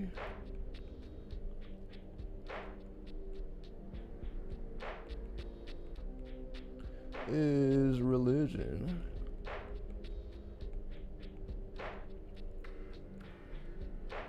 It's as simple as that.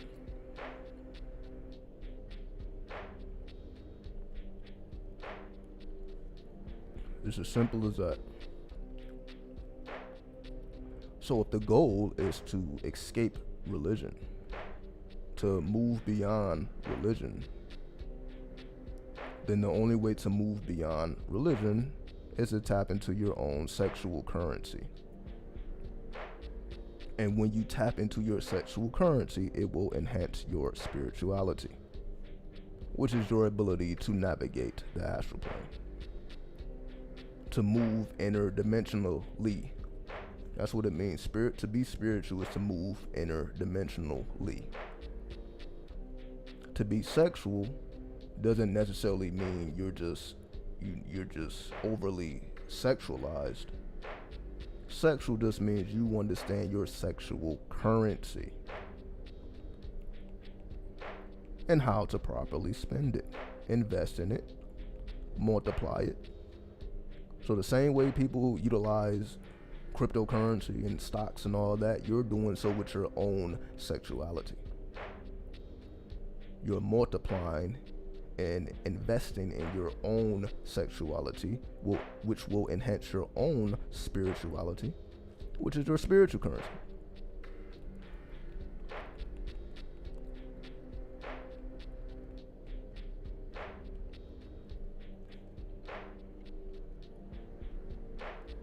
So your spirit and your sexual currency is what frees us from what we call religion.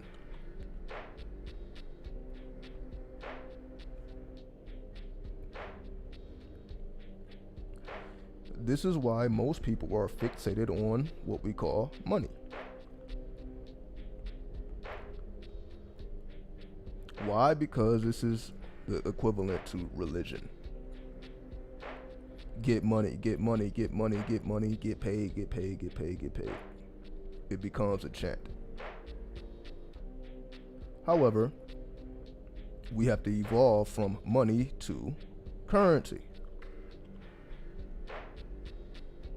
Money and currency are not the same thing. Why? Because currency is more spiritual and sexual. Why? Because currency is universal, whereas money is local. This is the main difference. To evolve out of the local perspective, which is wherever you live, and just pursuing money religiously, the religious pursuit of money, you have to evolve into the understanding of currency. And again, most people who deal with currency is mainly with, stocks and cryptocurrency, those type of investments. What I'm saying is it goes beyond that. That is the material manifestation of it, but it goes beyond that. It goes into the sexual and the spirit worlds. Because your currency is how you communicate with spirits. You need currency, not money. You can't pay to communicate with spirits with local money. But you can with universal currency. It is the universal currency that allows you to do spiritual acts, miracles, everything down to dream walking. All that is produced via currency. That is the purpose of energy work.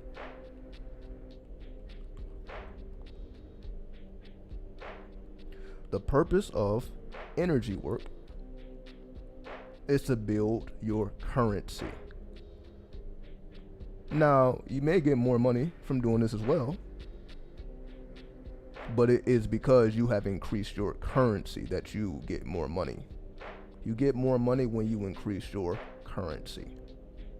However, when you're trying to get more money without increasing your currency, it becomes very challenging and very stressful, which is why majority of the people are challenged and stressed, because they're trying to obtain more money, but they do not have the currency to match. So to acquire more, you have to give more. As they say, to receive more, you have to give more, but it's not necessarily doing more physical acts. It's to evolve your understanding of currency, especially on the spiritual planes. Not just the material planes, but also the spiritual planes. So this is the purpose of why all these things matter and why they are important. So the common denominator between currency and money is energy work. And that's why I've always spoken about energy work, especially sexual work. Let's just put it down there.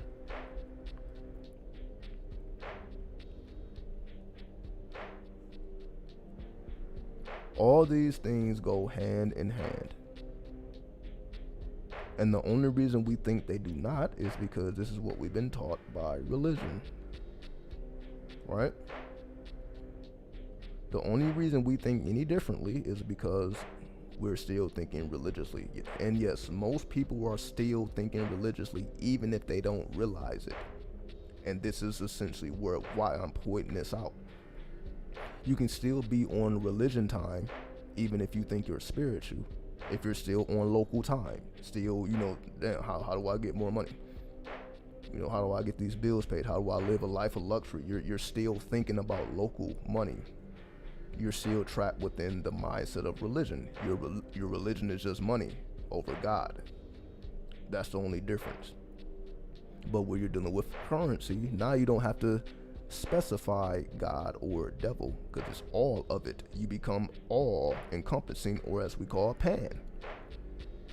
You are all encompassing when you activate currency, because again, currency will attract money. But it is not limited to money. It also attracts spirits and sexuality. People wanting to be more sexual because you are putting in the work that many people do not want to put in. So you really stand out amongst everybody when you're just simply doing energy and sexual work. Your energy is completely different than the average person because they're not putting that work in. Or even if they think they're putting that work in, they're still on local money time. They're not even thinking about the universal currency.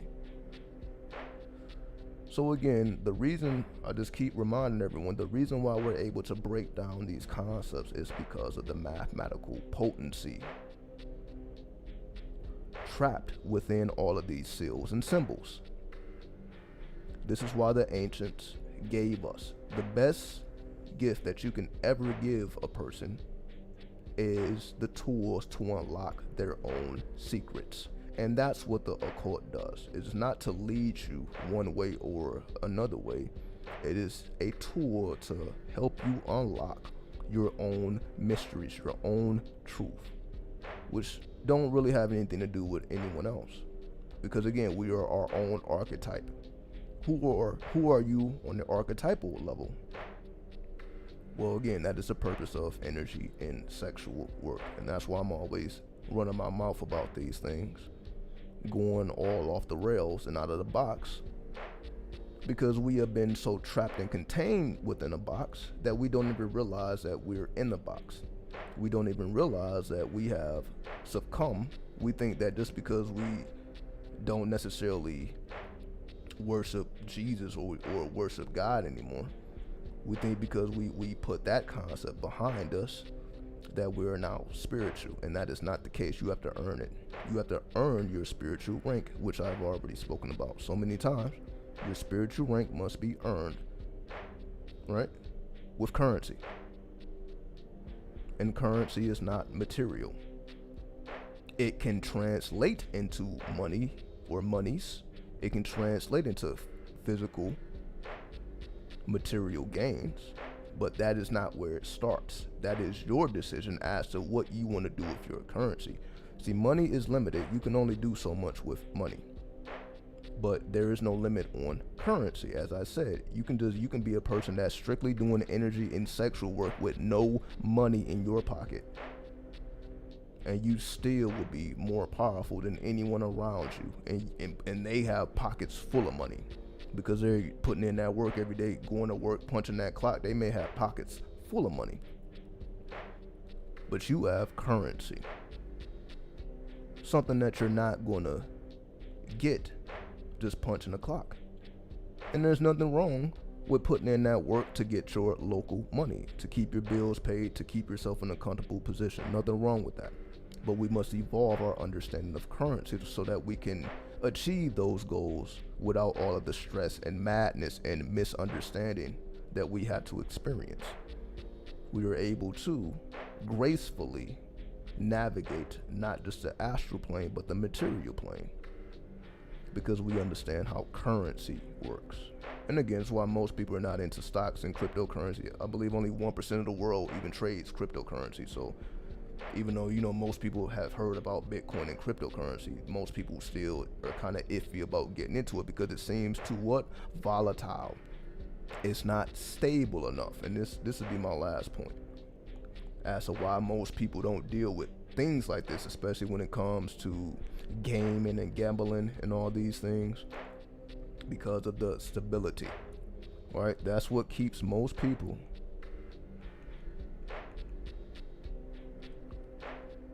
from exploring the darker truths, because they don't want to jeopardize their stability, which is what? Their cornerstone.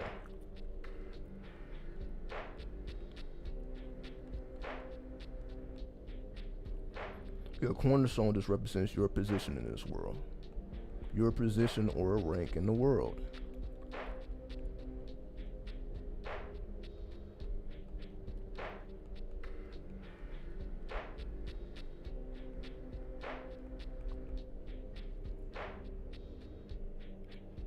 So if you didn't put in 5 years, 10 years, 20 years into a position, you have created a cornerstone for yourself, which has allowed you to gain stability in this world. 9 times out of 10, if you have done all of this work, you're probably not just going to throw it away willingly. You're not just going to willingly step away from your position or your rank in the world. Again, which is different than your position and rank in the spiritual world. Right? Because this is the other side of stability that we don't hear anything about. This is the stability that we gain from money. So money gives us the stability or the cornerstone because we work for the rank. We put in those hours, we put in that time. So we get the rewards of earning money, which gives you comfort. So I should probably put comfort up here instead of stability. It's really about comfort. Because the moment people become uncomfortable, then that's when shit gets real. So it's really about comfort. People are not willing to give up their comfort. Not that you have to, once you know how the system works. So we're talking about stability in the form of currency.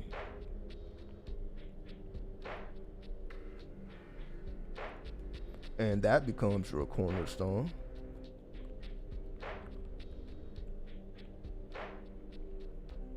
Which is your position and rank in the spirit world.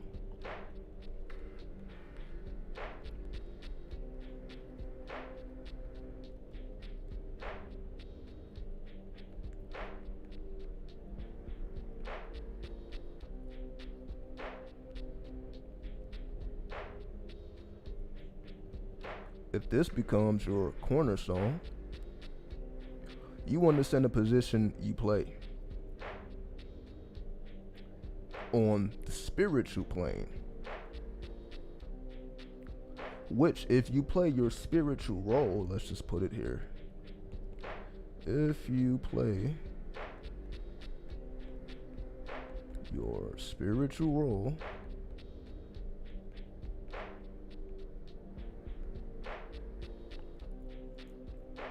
if you play your spiritual role, material needs will be met. Material needs will be met.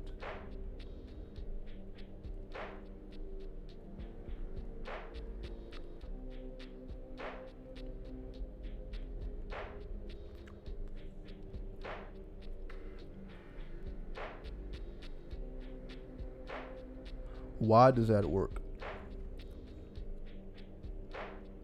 Peace, peace. Peace, Joshua. Take care.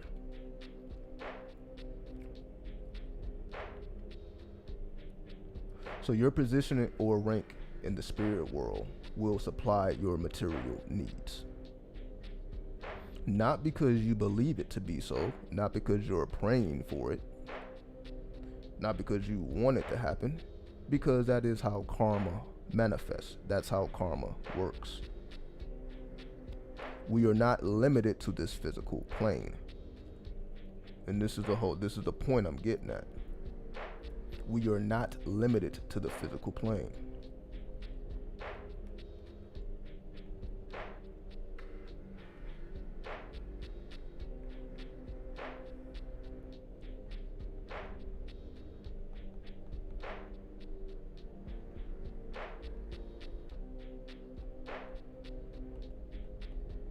I'm saying spiritual should be material plane. Hold on. Make it 100.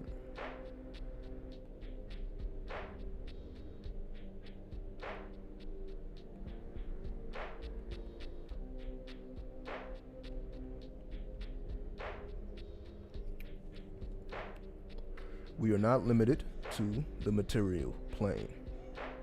Why? Because we are spiritual beings. We are spiritual beings, which we all know, right? It's nothing new. But it's all about, what does it mean? We know, but we don't have understanding of what it means. So you saying that, okay, we are all spiritual beings. There's probably not too many people that would disagree with you on that.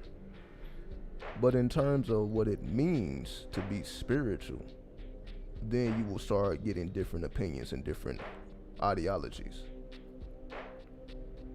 So because we are not limited to the material plane, meaning we are not limited to the clock. That's essentially what we're getting at. We are not limited to the clock.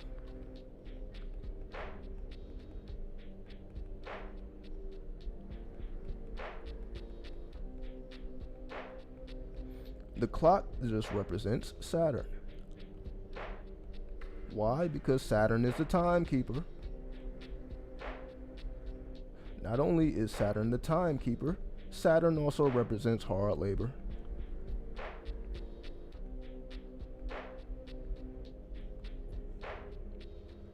Saturn also represents the harshness of reality.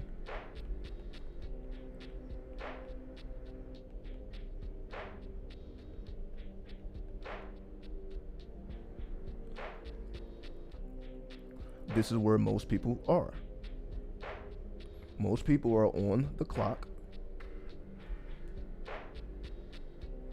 doing labor, dealing with the harshness of reality. Not because they have to, but because when you limit yourself to the material plane, these are the realities you will be faced with. Now, I'm not saying that any of this is wrong, especially when you put Saturn in the proper context.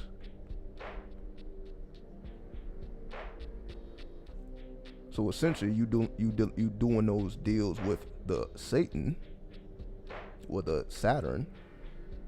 This will actually, not limit you at all. But again, Satan is a spiritual concept. That's the whole thing. You can say Saturn is a material concept because it's a planet, but Satan is a spiritual concept.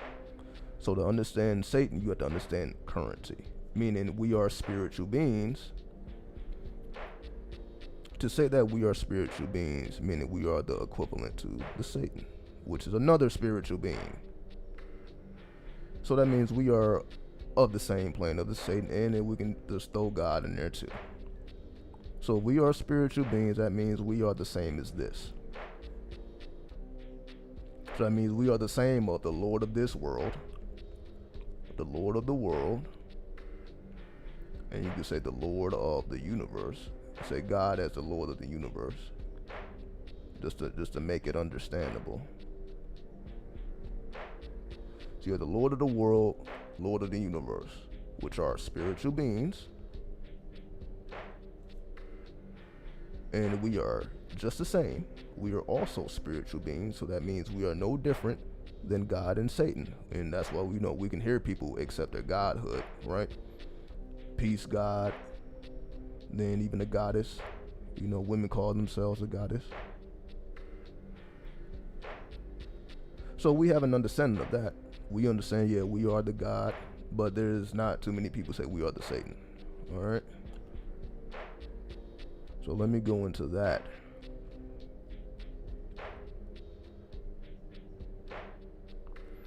We are the Satan.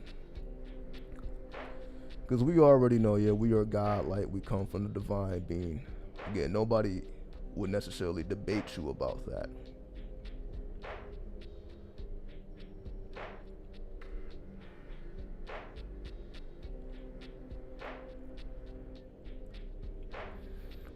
I think I'm now attracted or sexually aroused by the mind.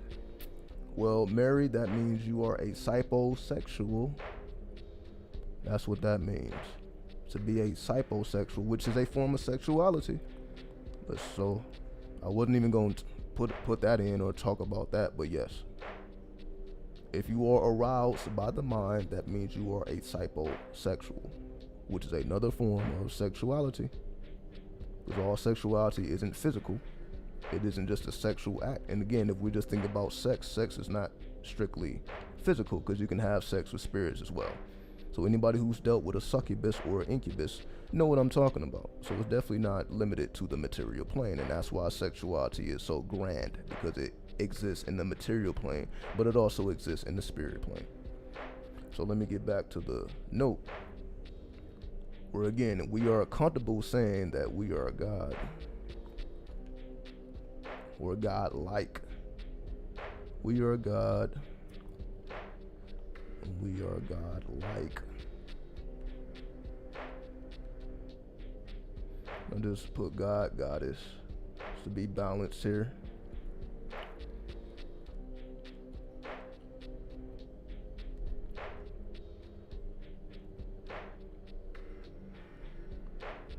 All right. So again, most spiritual people would not have any problem with these statements. However, when you say we are the Satan,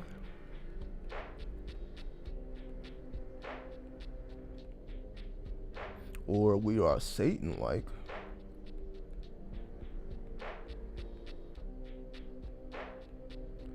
now all of a sudden it changes. Now, majority of people probably would not agree with these statements, even if they agree with these.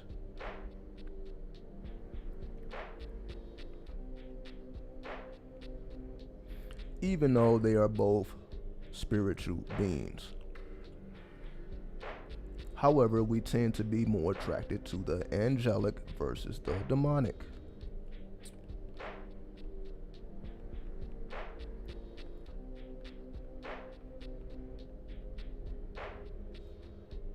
Which is all programming.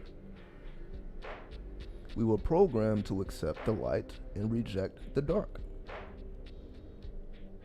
So anything angelic is accept. Accept it. Anything demonic, reject it. What do I mean? You see an angel in your dreams, you probably wouldn't be afraid.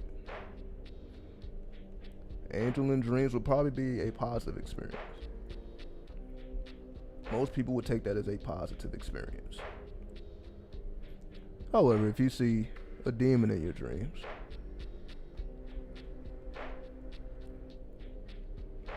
now most people would take that as negative.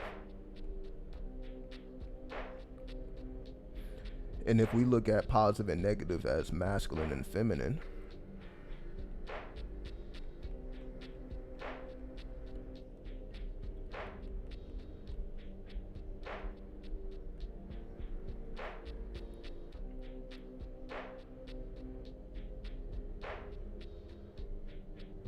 now we begin to understand, like, oh, to tap into your so-called demon or dark side is just tapping into your feminine principle. Salute, smooth, salute. To tap into your light side is to tap into your masculine.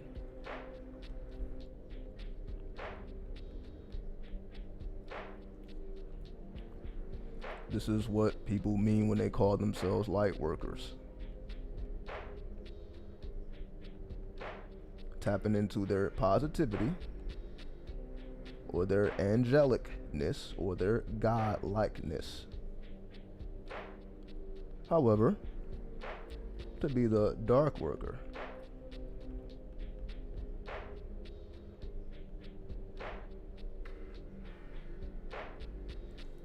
when you are the dark worker, dealing with the dark side, dealing with the so-called Satan, dealing with the so-called Lord of the world, dealing with the so-called demons and archdevils, dealing with your feminine principle. Now you see, most people don't want no parts of this because they are still operating off of fear.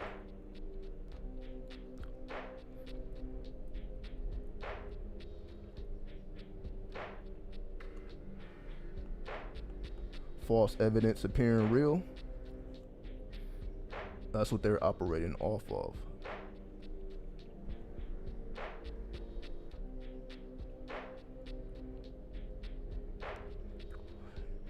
You helped me get my mind right before separating from my chick 3 years ago. It was tough, but I just accepted it as it came. Absolutely.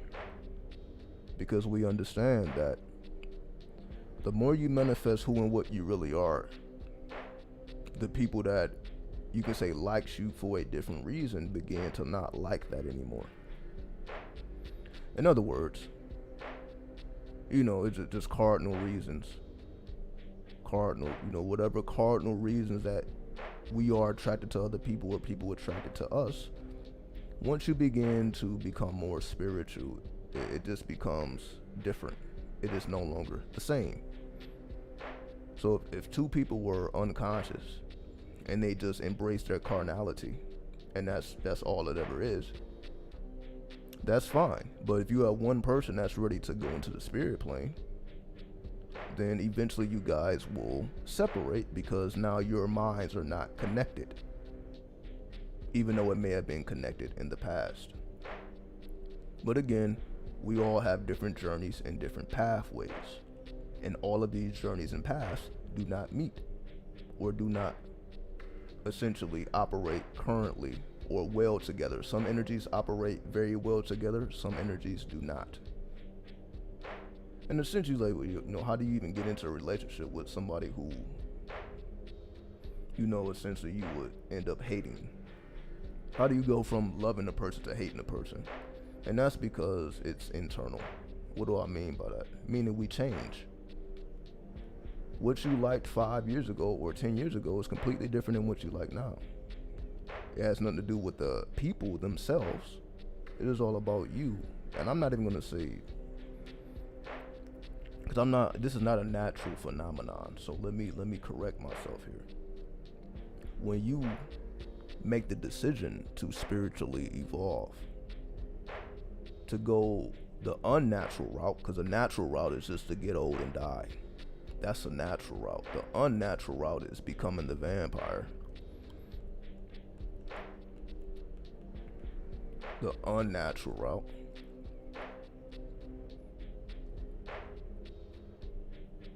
which is what they call the left hand.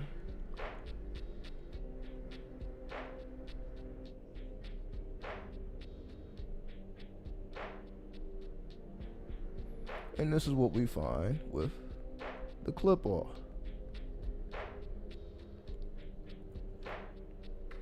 Right? Manifestation of how to be a vampire. I speak more about this on the website. So we don't necessarily have to go into the actual dimensions, but essentially if you know what you're studying, this is the whole process without getting into the intricacies. So the goal of the left hand path is to become the vampire. Everybody may not look at it that way, but that's essentially what you're doing, which is unnatural.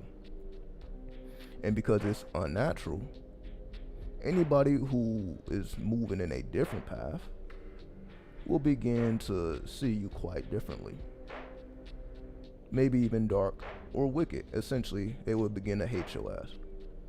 Love becomes hate when you evolve from an angel to a vampire. From angel to vampire.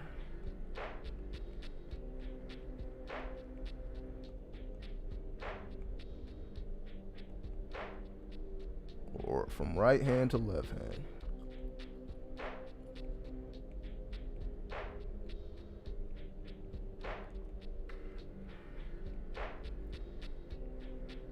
Or from God to Satan.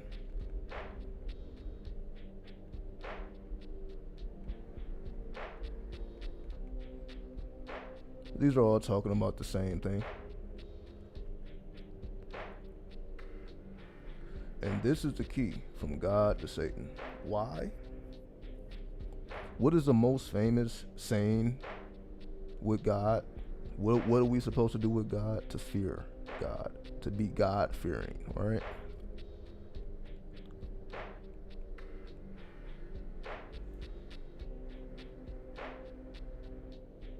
So, if you are God-fearing, That means you are right-handed, not necessarily literally, but the right-hand path.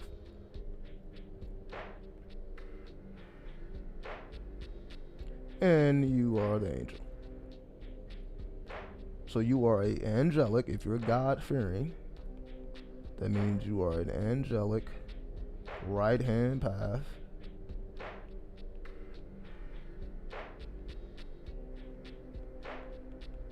Spirit.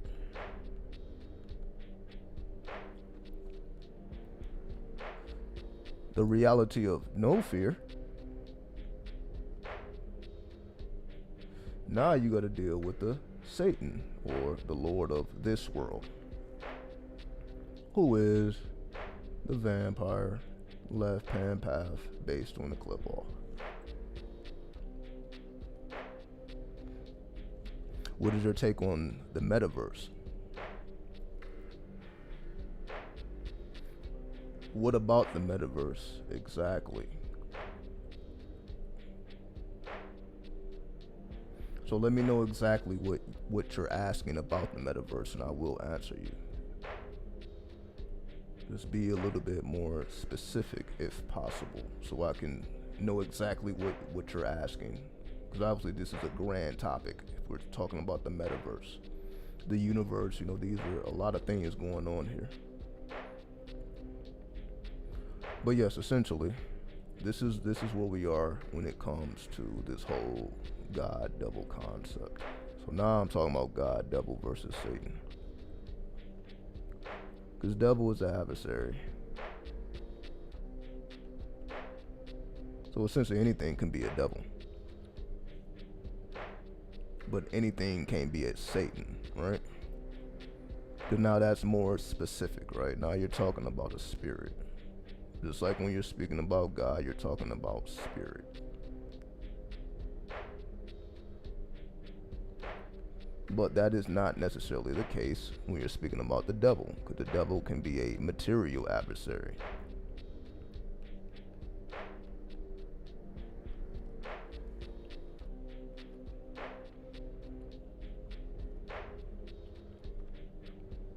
Now, we also have what is called Lucifer.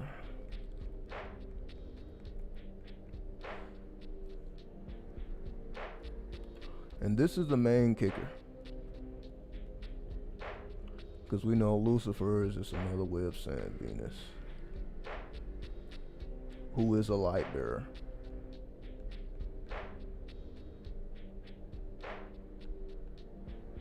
Who handles the torch.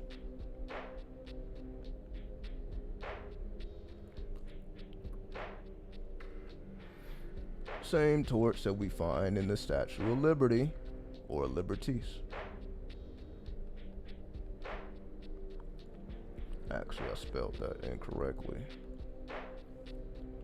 But yes, Liberties. That is the Statue of Liberty. Her actual name is Liberties.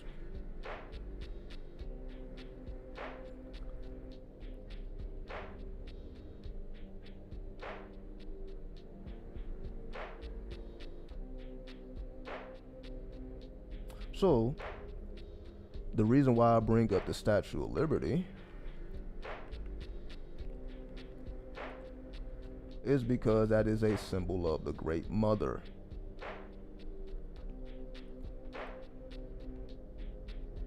Especially because she has chains at her feet, broken chains at her feet. So you know this represents an enslaved woman who is now free. So who is this enslaved woman, or this suppressed woman that is now free, going by Liberties? That is what we call the so-called Lucifer. Because if Lucifer is Venus, that means now this energy is feminine. This is the main difference between these. Because again, if you're talking about devil, most of the time that's masculine. You're talking about Satan, most of the time that's masculine. But when you're talking about Lucifer, now you're talking about something feminine, because Venus is feminine. So now this changes the whole game. Now we have a combination of masculine and feminine. versus too masculine. And this is why, again, we live in this world, because again, if God and the devil are both masculine, that means your creator and your adversary or your destructor are both men. So the fact that we have a lot of energy that hates men on the world, this is why. Trying to put our dicks in every goddamn thing, not necessarily sexually, just principally. We're trying to pervert the principles that are supposed to be unifying the masculine and the feminine. So instead of unifying the masculine and the feminine, now it's double masculine. So we can see how that causes an issue. We can see why, a lot of women were quick to go to the new age, or to become feminists, or to become Wiccans, so on and so forth, to have some type of feminine energy in their atmosphere, because it ain't too much feminine energy in religion. Again, unless you're like Catholic and you praise the saints. Some saints are women, but majority of the time we got just an overabundance of masculine energy, and it is purposeful.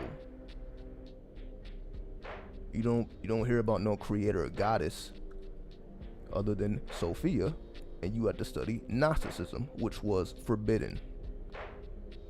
Every forbidden study you find the Great Mother. It's no coincidence. Everything that is so-called dark and forbidden, you find the Great Mother.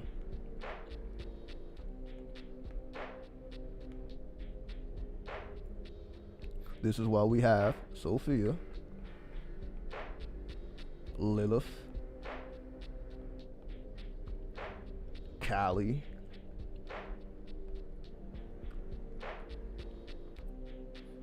we can literally name goddesses from all over the planet, but I just want to speak on the main ones here.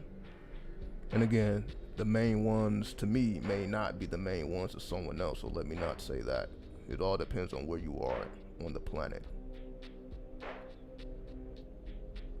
However, we also have Babylon.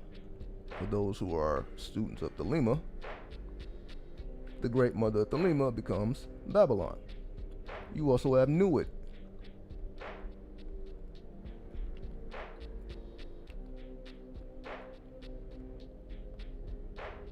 So, all these women are in forbidden studies. Why?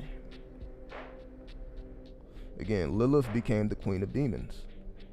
Or actually Jinn, the queen of Jinn. So she became a Jinn queen. Kali is the lord of death.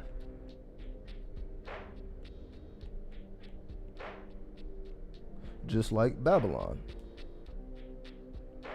She is the final stage you pass through in your spiritual journey, where you have to strip yourself naked, not physically, but spiritually. She removes anything that should not be there, or any remnants of religion. So Babylon, you can say she is the destroyer. Nuit is all about pleasure. For those who have read the book of the law, she's all about no sacrifice. So we see all in ancient times, human sacrifice and all these things. Nuit completely obliterates that and tells us, moving forward in the future, there's no longer a need to sacrifice. Instead, you should actually pleasure. So the same energy that people think they're getting from human sacrifice, you can get that same energy from sexual currency. That's basically what Nuit is saying. Instead of sacrificing a bunch of stuff, just put in that sexual work. Then of course Sophia being the Great Mother.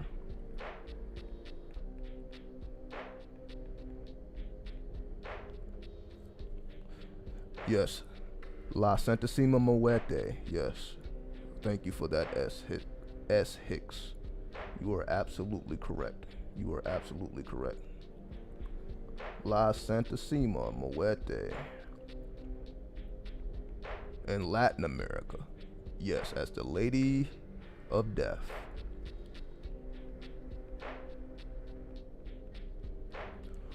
So whenever we see the Great Mother here, it's all forbidden. It's all dark, it's all so-called sinister. Death goddesses, and that's what they call it, death cults, basically. All cults that are dedicated to the Great Mother are called death cults.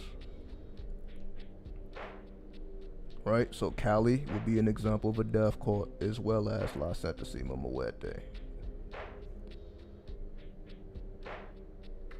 And again, both of these are from Thelema, from Aleister Crowley, who was supposed to be the wickedest man on the planet in his time.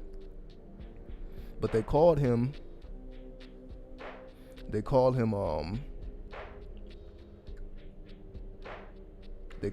wickedest man for this reason. It's because he was worshiping black deities. He was a white man worshiping white deities. Right? You said my pronunciation is horrible. Nah, my pronunciation is not horrible. There are different spellings, right? This is one way to spell it. You can also spell it the way you're spelling it. It has more than one spelling. So my pronunciation isn't horrible. You just have multiple ways of saying the same goddess. It's just multiple ways of spelling the name, and I will show it. So if you want me to show the different spellings, I will show it. I have the screen right here. Because there's no need for us to be thrown off by things that are not important. There are multiple spellings of her name. Right? But choose whichever one works. Yeah, I'm not here to debate how the name is said. That's why I spelled it out, so you can just type it in Google and you can find it for yourself. The Great Mother represents death cults, but it is not the death that we think. It's not a material death, and this is the main difference. It is not speaking about material deaths, basically to physically die.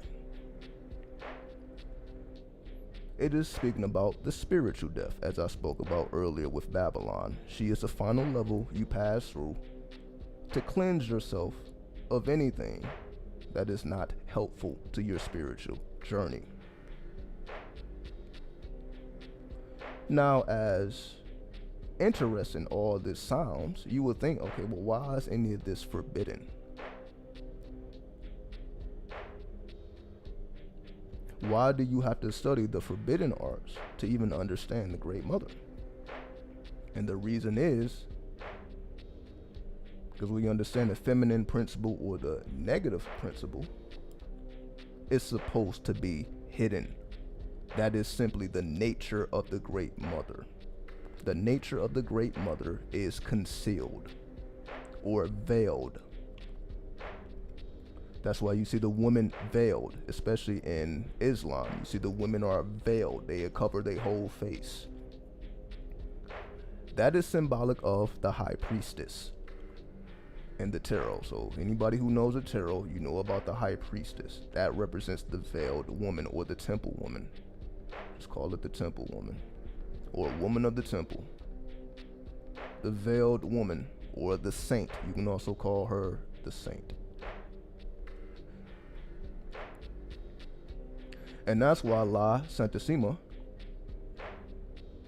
is also referred to as a Catholic saint. She is a saint. She's just a saint of death. So the Great Mother is the saint of death, or the high priestess of death. And that's why when we look at the Tree of Life, the path to Thoth is through the high priestess. Let me verify that. So if we go to a Tree of Life, and I want to make sure the Tree of Life has Thoth on it, so let me just type in Tree of Life here. Thoth. Tree of Life, Thoth.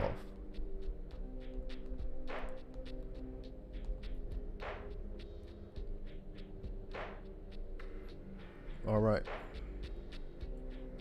So if we type this, there we go. So if we look at the path of Thoth, we see that it is the high priestess. Let me see if I can go further here. See if I can open this in a separate tab. Hold on. Let's open this in the background so I can zoom in. All right. So if we see the path of Thoth here,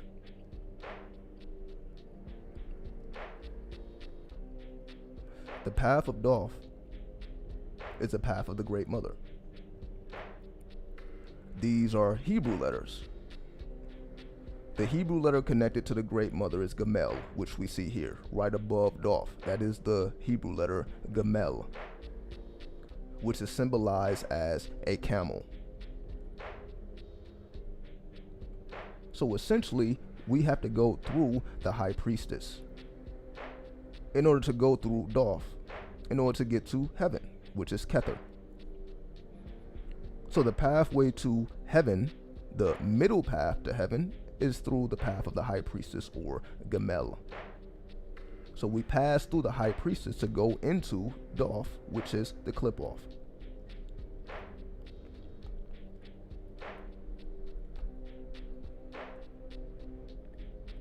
So Thoth, or death,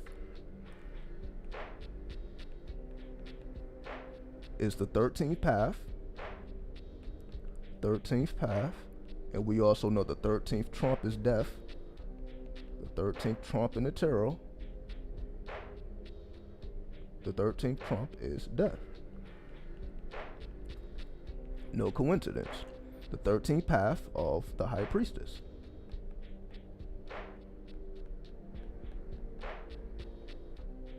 Which is the path of Thoth, or death. Thoth is just the gnosis. Death is the gnosis. That's what they have in common. The state of gnosis. So Thoth is the state of gnosis. Death is the state of gnosis. So to be Gnostic is to be one that is focused on the Thoth, which is the path of death.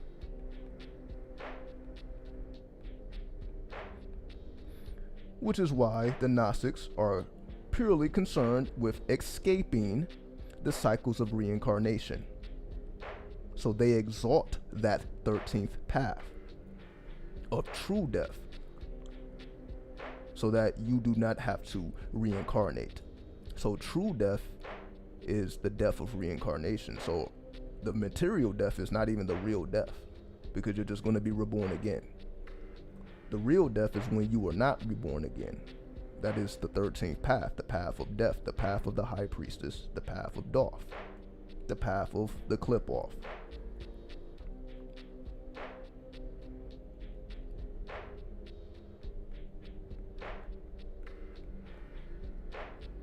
And the clip-off is just the world of vampires and jinn. We just call them jinn too. World of vampires and jinn.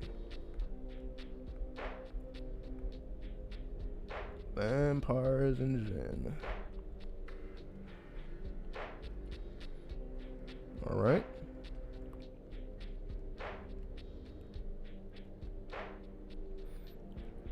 So powerful. That's why the system demonizes Friday the 13th or the 13th floor in hotels. Precisely. All this is done by Masons. Those who understand these truths and these laws, but that want to keep you out of it. But why? I'll let you know why. What is the purpose of concealing all this and hiding all this and creating religion and all these things?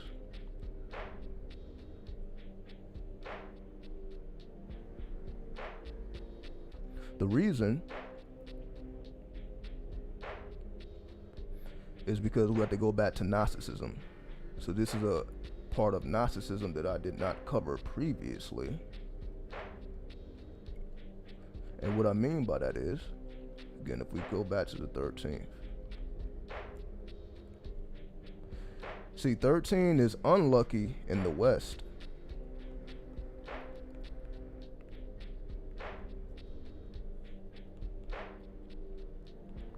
But it is lucky in the East.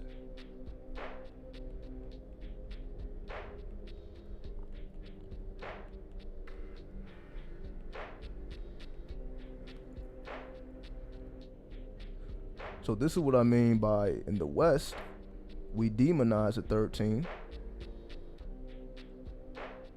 because that is a form of masonry.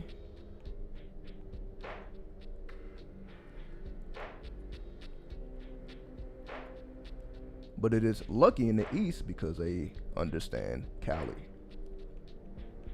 and Shiva, which the Masons also understand. But again, like, what is the purpose of concealing all of these principles and all of these truths? Because we must understand energy and how energy works. Most people don't know how energy works. Meaning, something fake can become real. Something fake or false. Something fake or false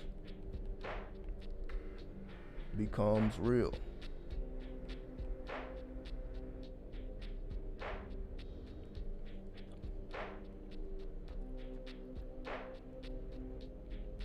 So whatever we give our energy to, so we'd say energy towards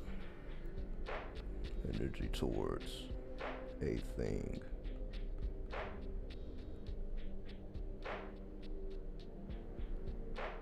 So 13 became unlucky because we were told it was unlucky, not because it actually was unlucky, because again, the Eastern Hemisphere does not view the 13 as something unlucky. That is strictly something we do in the West, and that is due to Masonry or Freemasonry. And again, not individual Masons, just the builders of what we call America, what we call capitalism. Capitalism was built upon Masonry. Masonry, as we know, well, maybe we do know, maybe we don't know. It's just a modern day Moorish science. So Masonry comes from the Moors.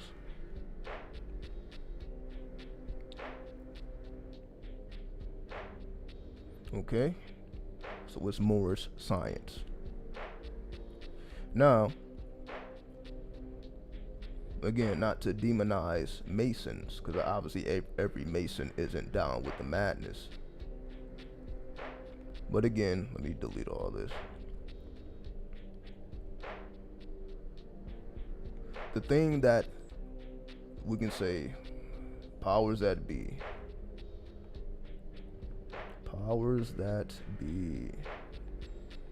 just so we all know what we're talking about here. Powers that be understand energy.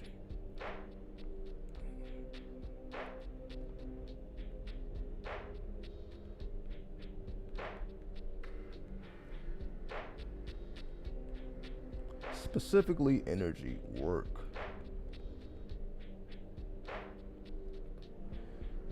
This is why they create illusion that becomes real. Why? Because it creates fear, false evidence. So when you are afraid, you tend to stay away. Fear causes you to stay away.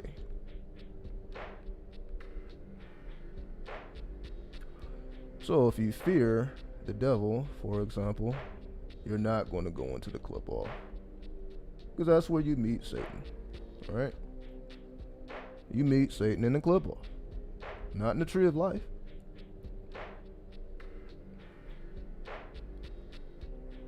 And again, if we look at Satan as the adversary, or the devil rather, not Satan, the devil as the adversary,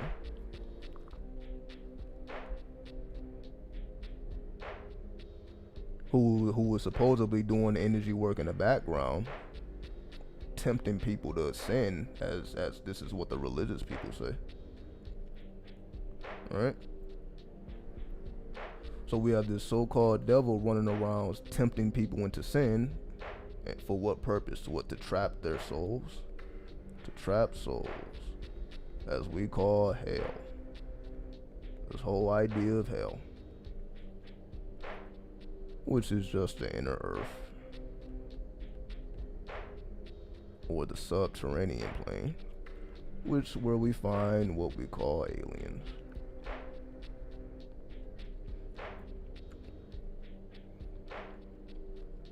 So the powers that be understand the inner earth. The real secrets are in the inner earth. It is not about outer space. Outer space is an illusion. So all this Mars and all this space talk from NASA, illusions. Because they will not tell you about that inner earth or that hollow earth, as I spoke about before. They're not even going to mention that, regardless of how real it is.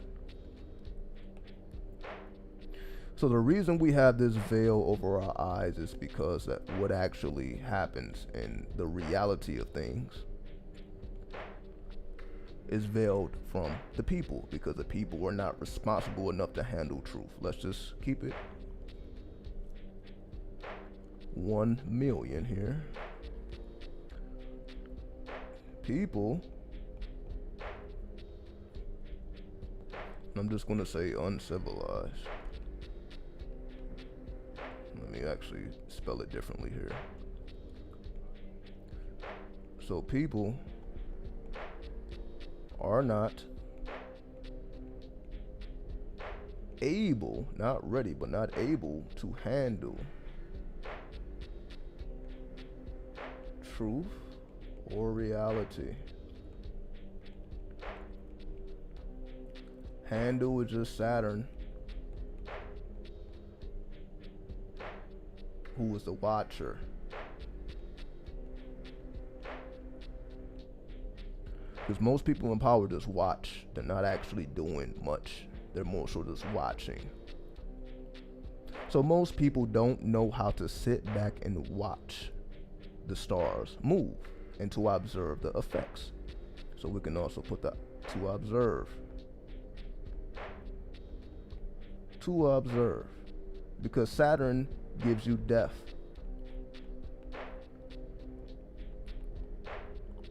So essentially a combination of Mercury and Saturn, as an example, will have your thoughts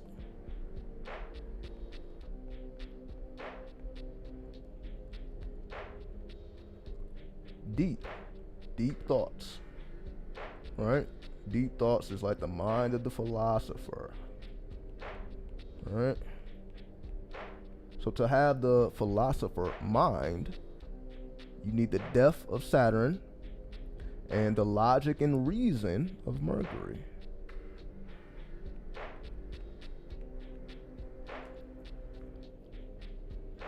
So what is all this saying?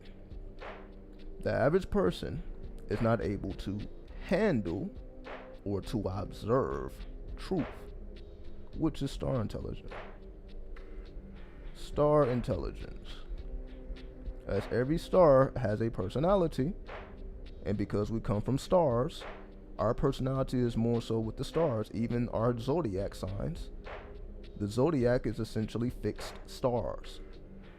So it is star intelligence. People just represents minds. So basically man and woman is just mind. Man, woman just means mind. So to be a man or to be a woman, that just means you have an active mind. You have created a mind. Everybody doesn't have a mind. Everybody has a brain, but everybody doesn't have a mind.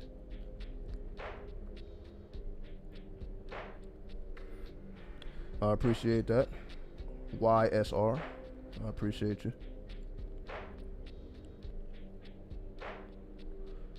So a man or a woman is really a mind, which is invisible.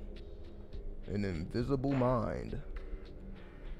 Invisible mind, which is not centralized, so it's not based anywhere, because the mind is movable. So the mind is not centralized in the brain. So you can say the mind is like ether. Invisible etheric mind. Etheric is just a finer substance, as I spoke about earlier, than matter. Matter and ether are the same. It's just the difference is ether is a finer substance. It's all energy. So people are not able to handle truth or to develop a mind. People are not able to develop minds. How do you develop a mind? You must be a watcher. You must watch truth. That's what a philosopher is. They have observed truth. Truth on a etheric level. Etheric truth, which is based upon the star intelligence. This is why we study astrology. Astrology taps us into the intelligence of the stars, or the invisible minds, etheric minds.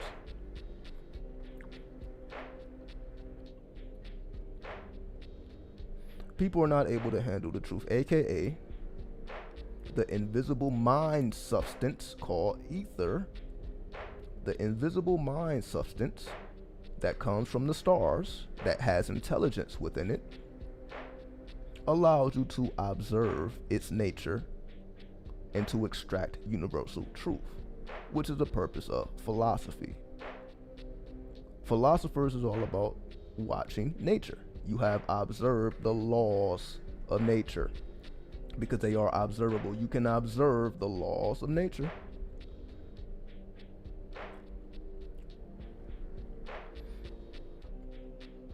Or the universal laws, to make it even simpler. The universal laws. To be aware of the laws of nature or the universal laws. So we understand already that most people are not aware of the 7 universal laws.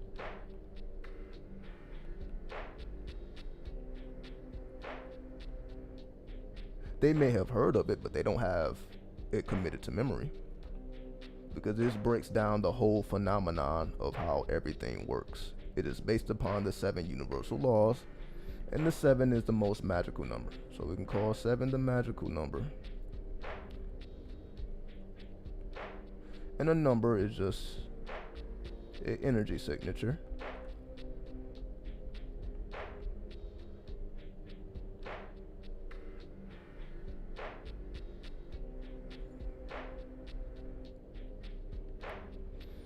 So 7 is a magical number, which is an energy signature. Universal just means all.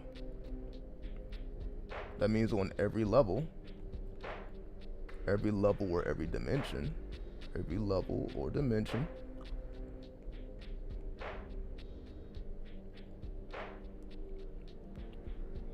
And laws just represents fixed movement. So if something is law, that means it's fixed in place.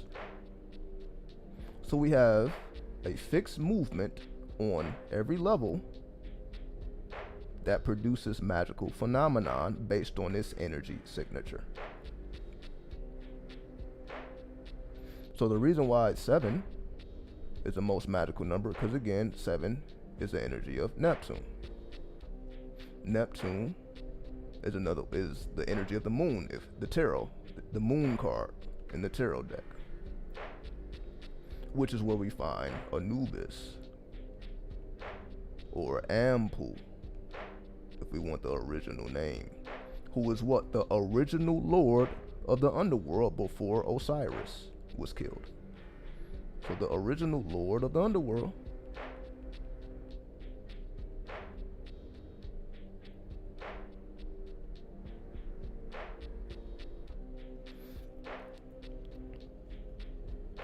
So 7 taps you into, other words, the land of the dead. Land of the dead.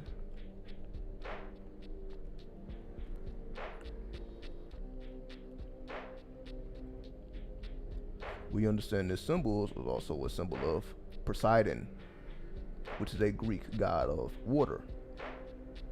So 7 is the element of water, which deals in emotion.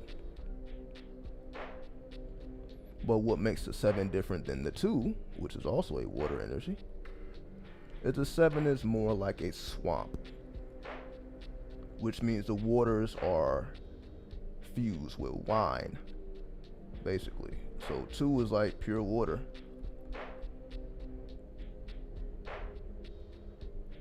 The 7 is wine to intoxicate your ass. You drink it, you're going to get intoxicated. So even though they are both water energies, one gets you intoxicated, one does not. One actually helps you to cleanse and purify. Alright. So to understand the 7, so before you even get into the universal laws, you must understand the 7. Why is it 7 laws instead of 6 or 8? There's a reason why it's 7. There's a reason why they are universal, and there's a reason why they are laws. And this is the basis of Hermeticism. Because I saw people in the comments, they want me to do the Emerald Tablets of Thoth again. To read the Emerald Tablets of Thoth and to give commentary. Why not? So I'm paying attention. But I definitely want to give the basis. So I see we coming upon 3 hours. I'll wrap it up, so unless anyone has any questions, we get up out of here. So I just want to give everybody I was about to say something, but it wasn't going to be true. I was going to say a quick understanding, but there's nothing quick about 3 hours. But I guess it all depends on how you view time. So me saying all this, it's like time is manipulated. Meaning I don't feel like I've been speaking for 3 hours now. That's why I tell you guys, last video was 8 hours. It didn't feel like I was speaking for 8 hours. It's like, nah, I just feel like I'm speaking. I gotta look up, it's been 3 hours. Like it does not translate on the energy level. Why I believe, just my opinion, that when you talk about spiritual concepts, that it increases your energy. I've noticed that. I've been speaking about these things for years now. So, my energy is always charged up when I'm having a spiritual conversation or something dealing with these metaphysical arts or these occult and forbidden arts. It raises up my energy, and I'm sure it raises up everyone else's energy if you are true to this lifestyle. It actually emanates, and it gives you more light to pull from. Give me 1 second here. Let me wipe my nose off.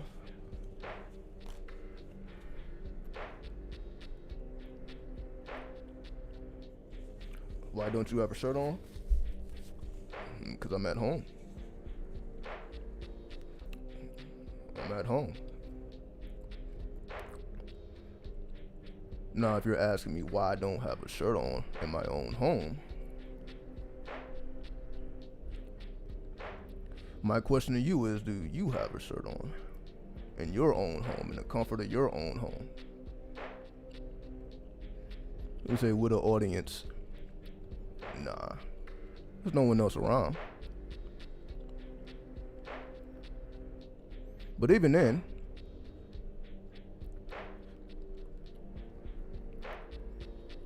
you just don't know who I am, whoever you are, because it's definitely what I've been doing. I've been doing videos without a shirt. This is definitely not my first video. I've been doing videos without a shirt for years, since at least 2014.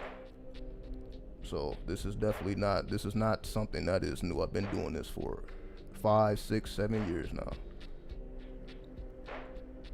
this just may have been the first time you've seen it, but this is definitely not anything new. Anybody who's been a part of the channel, you already know. You didn't see me with no shirt countless times. Countless times.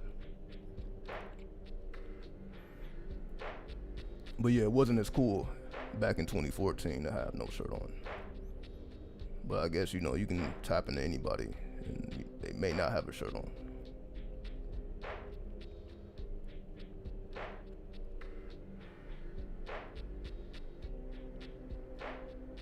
I know that guys that claim they're spiritual but do videos without a shirt or are full of shit. You are not the only one. I can think of several. Now, if you really think whether a person has a shirt on or not is what determines whether they're full of shit or not, then I don't know what to tell you. I really don't know what to tell you.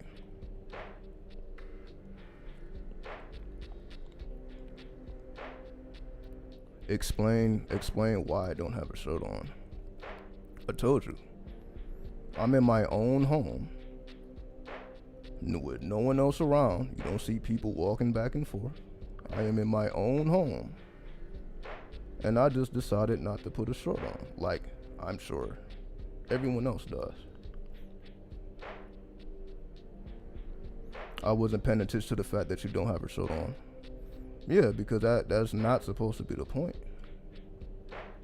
That's why I got myself on this little square box. I'm not even the main center of attention here.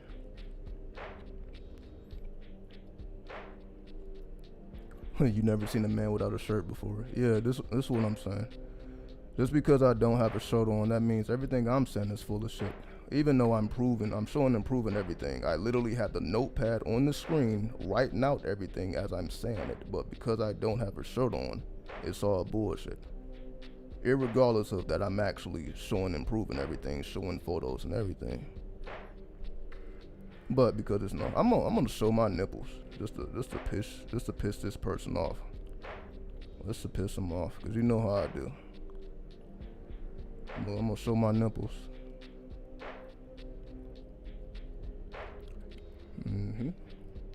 We just gonna make it highly uncomfortable now. Nah, your content not bullshit because you got it from someone else. Who did I get it from? Who? I guarantee that this is original information. I can guarantee that. Why? Because I'm doing it all in real time. Everything that I just showed, I'm doing all this in real time. I'm not watching somebody else's content and writing it on screen. Everything I'm showing, yes, I did not invent astrology or numerology. I am not the inventor. But the way I'm piecing this together, this is original. You will not find anyone else on this planet that is piecing together for 3 hours at a time. And I'm just piecing together this information to give better clarity. But that's somebody else's work. So this 3 hours is somebody else's work. I didn't just present this right in front of everybody's face. It didn't happen though.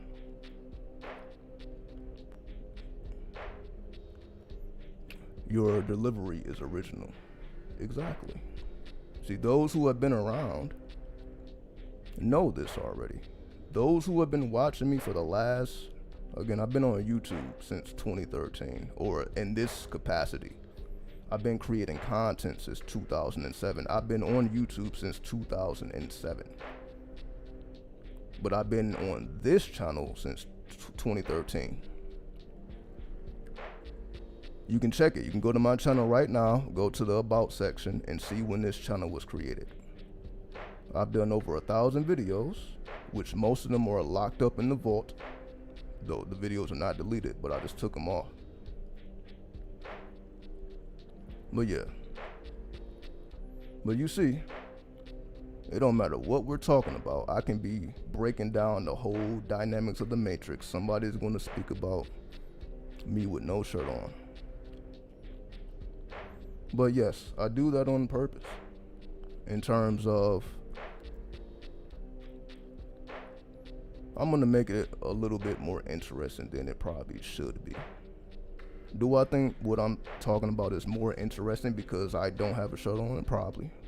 That probably gives it an extra dimension, but who cares?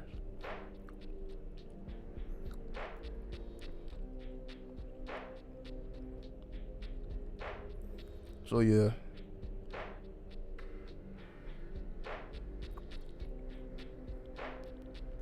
But no, that's why, you know, I'm definitely not offended by any of these things. Because I put the work in, you know. I'm not a person that's trying to prove anything at this point.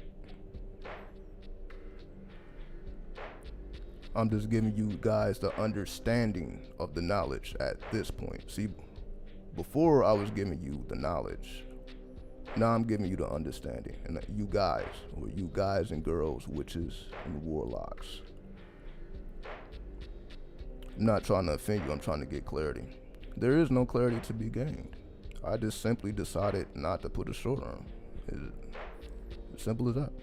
I can very easily put a shirt on. But I say why? Is that a tattoo or necklace on your chest? No, this is a necklace. The truth shouldn't need an extra boost of nakedness. Well, it definitely does if I'm talking about sexual truth. I'm talking about the sexuality of people. So yeah, I'm gonna have no shirt on. I'm gonna show my nipples. Let me see. Let me make sure my nipples are shown. Just to further piss you off.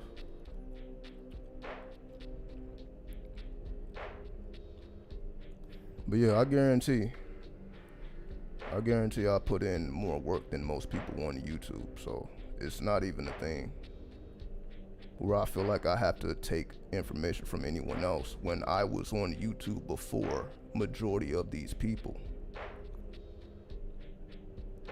You may not know that, but I have been around since whoever you think you watch on YouTube, I have been on YouTube longer than them. Unless they have been on YouTube since 2007 or 2013. It's as simple as that. So I've been around longer than most of these people. There's no need for me to take anything if I was already on the scene before they was on the scene. Who do I need to take information from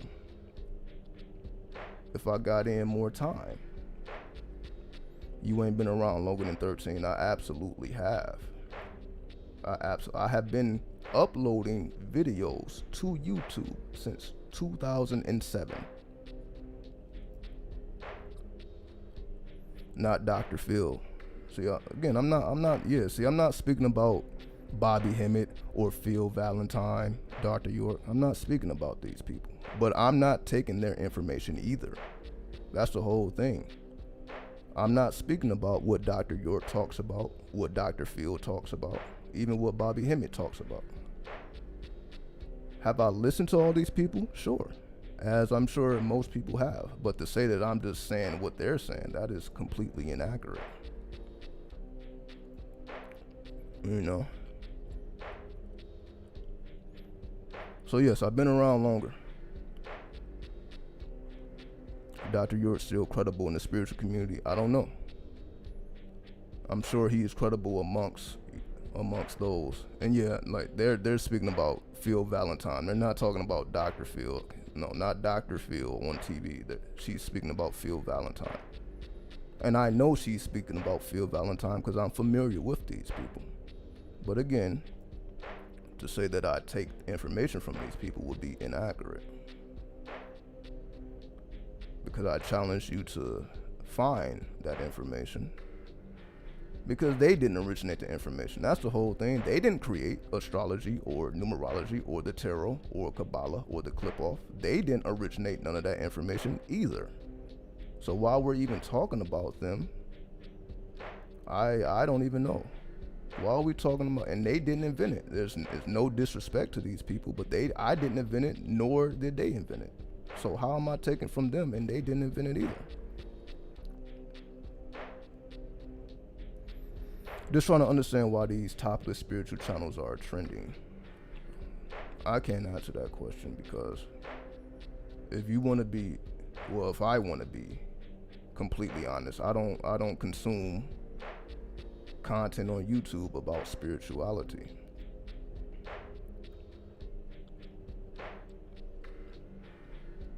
Meaning I'm not watching other people's content. Why do I need to watch their content?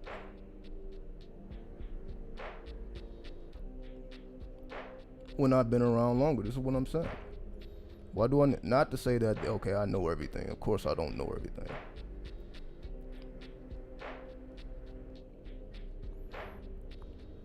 But yeah, I've been around longer than everyone. Currently, I'm not talking about everybody who has ever taught on the face of the planet. But if we are talking about YouTube, YouTube was created in 2005. I have been putting content on YouTube since 2007. This is the only point that I'm making, and this is facts. I have several channels on YouTube, and I can show you the actual proof that I have been uploading content since 2007. That means, yes, I am a OG when it comes to this YouTube game. I'm not talking about the metaphysical game. I'm not talking about the spiritual game. Yes, people have absolutely come before me. I would be foolish to think anything else. But when it comes to YouTube, that, yeah, I've been putting in work for a very long time. But who cares? You know what I mean? Again, it doesn't make me better. It just means I've been doing it for a while. Why I keep responding? I respond because I know that that person is not the only one who is thinking this. That's it. It's not that I'm trying to put Charisse or Cherise. It's not that I'm trying to put her on blast, but I know that she's not the only one thinking this. And I also understand that this person may be unfamiliar with who I am and the work I put in. So I just want to give some clarity for anyone else who may be thinking this. Yeah, it ain't no thing. Like I said, I could have, blocked her or anything, but I'm like, I'm not even, there's no need. Cause I'm like, I have no idea what's trending on YouTube. I have no idea about other people with no shirts on teaching. I don't know who these people are. Again, cause I'm not consuming the content. I have to teach. You don't teach for 3 hours just consuming other people's content. I had to come up with some concepts on my own. Again, I've been speaking for 3 hours. To say that I just wrote somebody else's information down and I just was regurgitating for 3 hours what somebody else said, I think that's a bit of a reach there. What's up, Kayla? And again, I'm just addressing it because I'm sure she is not the only one that is thinking this.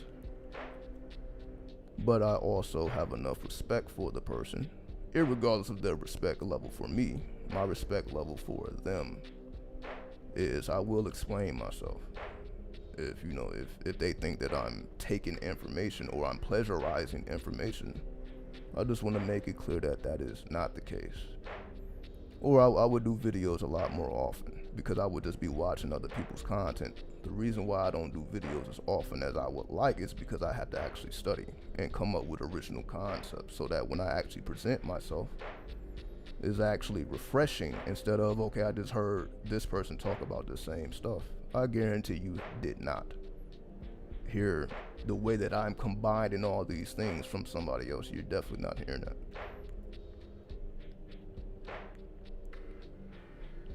I know I come to your content only to confirm my personal studies, and that's exactly why I'm here. Because if you are studied up, you can verify everything that I'm saying. But if you're not studied up, then it just like, oh, I heard this from somebody else. But where did they get the information from? Because I damn sure didn't get it from them. I don't know who they are. But I probably know where they got their information from because I studied the source. I study source information, so I probably know where they got the information from. But to say that I'm on YouTube watching somebody else's content and regurgitating, I'm like, nah, that takes time. I would rather read the book that they read and have a way better understanding than just listen to them talk. Your website has changed so much since the last time I was on it, and it's been a while. Yeah, I had to update it. So I definitely updated the website. Just felt the need, needed a little change. So I updated it. And I will begin to post new content on it. I just wanted to update it first. So it took me a little bit to update it, but it's updated now. And for the people that are paying, you will be receiving new content now that I have the setup. So I just wanted to test this new setup on the YouTube. So I will be applying this to the website as well, because it's been a minute since I posted on the website. And again, that reason is because I wanted to reconfigure and reorganize and get a different setup, which I'm doing now. So I want to get all these things out of the way before I started posting again. But nonetheless, I appreciate everybody for continuing to support me nonetheless, whether I'm posting content or not, because there are people that still support it regardless, and those are the people that I'm most thankful towards, because they understand the goal. The goal is, okay, I want to not just present better information, but just make better content overall. And that's essentially what I'm doing now. Because again, I've been teaching forever. I've been live streaming forever, but I wanted to do it a little differently this time. I asked, what's your old channel? My old channel? Oh no, I'm definitely not giving out my old channel. Definitely not giving that out. Definitely not. Why? I just mentioned my old channel just to let it be known. I've been on YouTube basically since the inception of YouTube. I was a teenager. I was posting on YouTube as a teenager. That's just how far back I go with YouTube. I was a teenager posting on YouTube. Again, we're talking about, 15 years ago at this point? It's a long time ago. So yes, what you guys see now is a manifestation of a lot of work being put in. A lot of content. Like I said, I made over 1,000 videos. If I look at all of the videos I made, I have over 1,000 videos. I will be releasing the rest of those videos to the website. It's just gonna take forever. There's so many videos. I want to release it to the website, but it's gonna take a long time. There's so many videos, so I gotta make a post for every single video. It's gonna take a long time. I'm interested in one of your natal chart readings. Absolutely no problem. I have the service right on the website, so you can just go to my website, or just send me go to my website so you can look at the type of readings I have. I'll actually do it. Let me just do it. Like, I can't just pull this shit up right now. So let me do it now, so you guys can see it.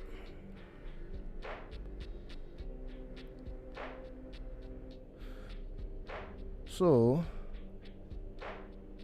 if you go to the website, click on the menu button. Maybe if you're on a mobile, you will see a menu button, but if you're on a desktop, then you would just see all of the services. If I tap on divination services,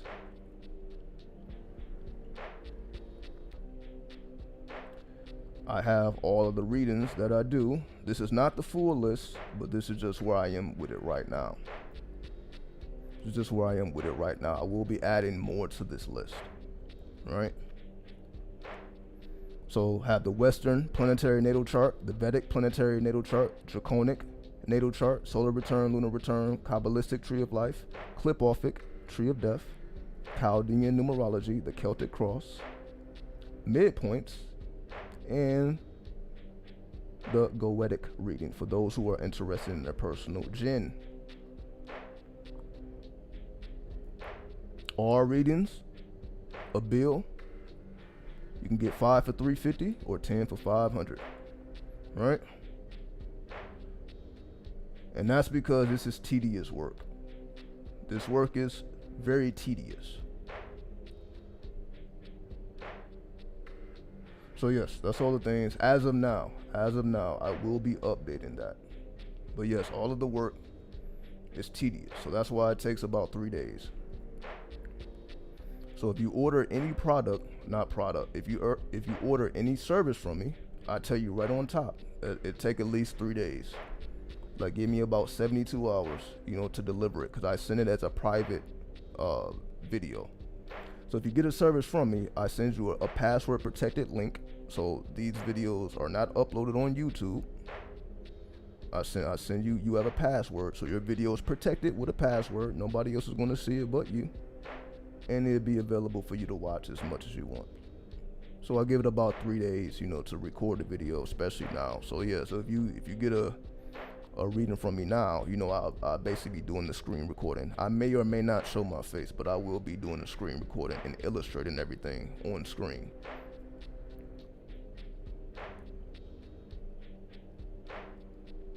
What was I saying about the emerald tablets? Oh, I just acknowledged that you acknowledged my older emerald tablets video and you wanted me to do them over. And someone else had asked me before as well to do the emerald tablets over again. And sure, I'm like, all right, cool. I can do the emerald tablets over again and just to give my commentary.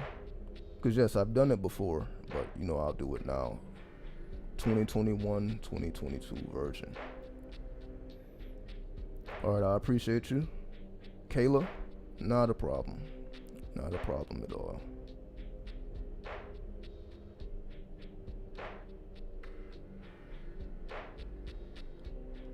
So yeah. Oh yeah, I didn't even show my nipples. Let me show my nipples. So for anybody who is just pondering,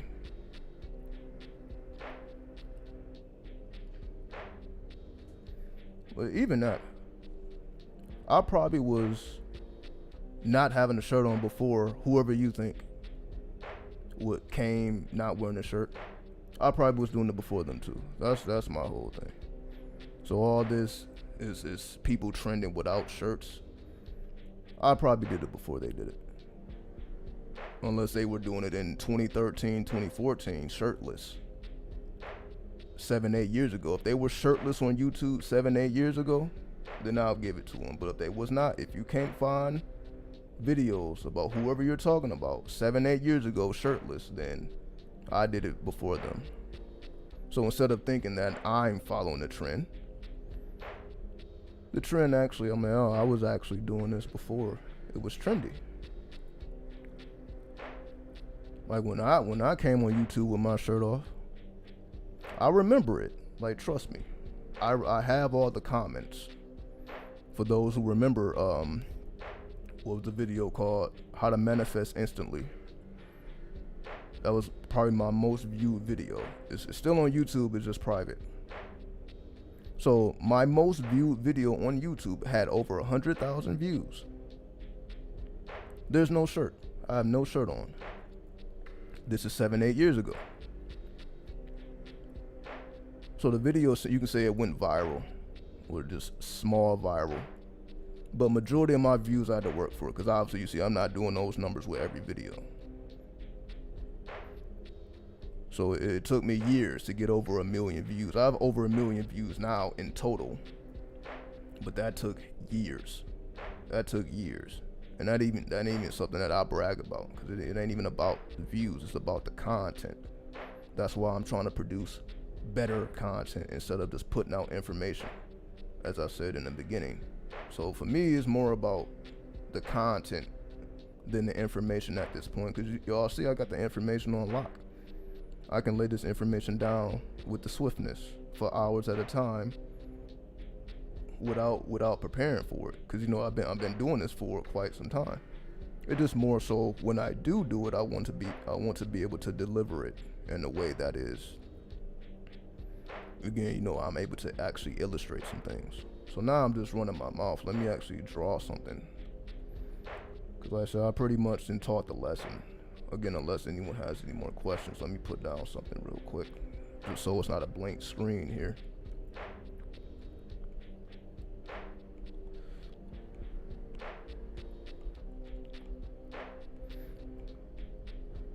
But yeah, whoever your favorite YouTuber is, I probably was around before they was.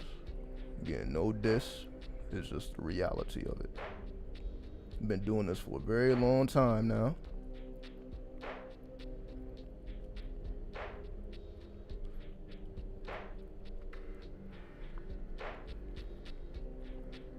And I know I keep saying I'm gonna show my nipple.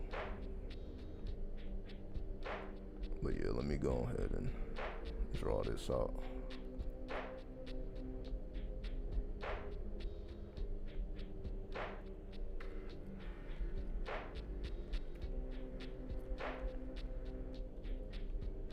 And we'll get up out of here. I say, yeah, we ain't gonna take up too much time. You guys get it. Again, for those who know.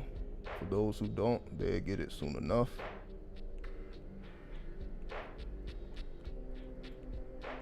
Again, I welcome all the trolls, all the haters, and anybody who disagree or have a disagreement. You see, you know, you can definitely, I'll put you on the spot and we can talk about it. But that's the thing, if you've been around on my channel for a while, you see that I don't really deal with too many trolls and haters. There's not too many people that come around here trying to hate and troll, because I'm not hating and trolling. Now, yes, if I was making videos about other people, then I would have a whole different audience. But I don't make videos about other people. I just stick straight to the mathematics.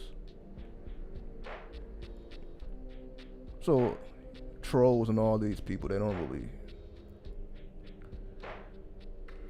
get nothing from this. It's like walking into a classroom and you don't care nothing about the topic. You probably ain't gonna be in there for too long because you don't care about the topic.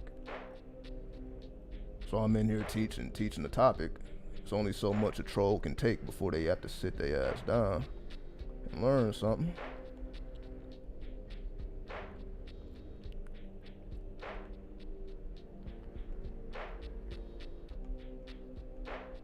But as I said, you know, when you work your spirituality, you don't mind about all these things. You know, other people get the credit. I ain't worried about all that. So yeah, the same reason or the same way people think I'm plagiarizing content, I'm sure other people get that same energy. Just a lot worse than I do. Cause I guarantee nobody talking about the darkness like I am. So that's out of the question. So again, it don't matter who you mention. They're not talking about the Lucifer. They're not talking about the Baphomet. They're not talking about the left-hand path to clip off.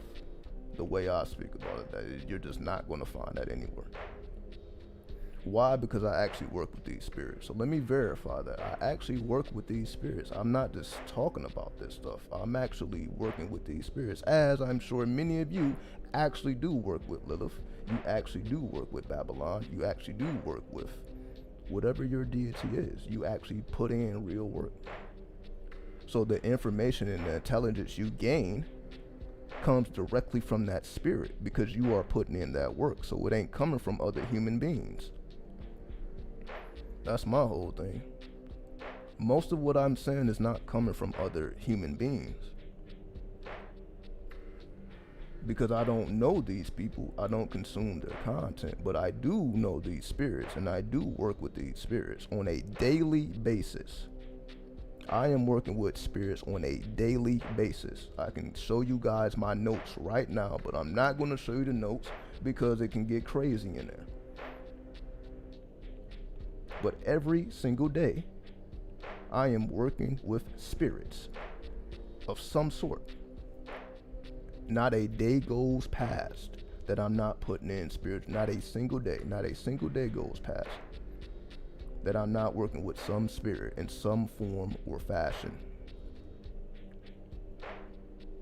And that's what makes me unique and original, because of the work that's being put in. Consistently, not sometimes, consistently. And again, this is why I don't have as much content as these other people who's going live all the time and who's putting out information a lot more consistently than I am. Is because I try to be informed before I get on this YouTube, because I know that everybody is not going to understand or believe what I say just because I'm saying it. Just I can say that I'm working with the spirit. I can say whatever, anybody can say anything. Doesn't mean it's the truth. The only thing you can do is to show and prove, and then allow the people to judge. And that's why I try to keep my ego out of it, because ultimately it's up to the people. It's not up to me. I can think I'm the greatest thing on the planet, but unless I have some type of verification from other people, then I'm just blowing up my own ego. So I just keep it to let the people decide. Let the people decide what they want to listen to, what they don't want to listen to.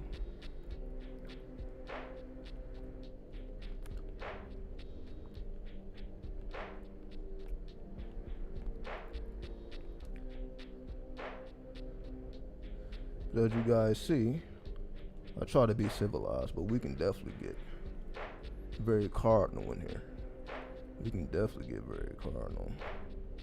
But I try not to, because there's plenty of that content already out here. There's plenty of carnality on YouTube. People just bashing, and just hating and doing all that. There's plenty of that. It's not too many channels that just stick to the mathematics. That we don't have to mention all this other stuff. But again, I'm only running my mouth because I put the work in. If I didn't produce over 1,000 videos, I wouldn't have anything to say. You and Ralph Smart are both it's.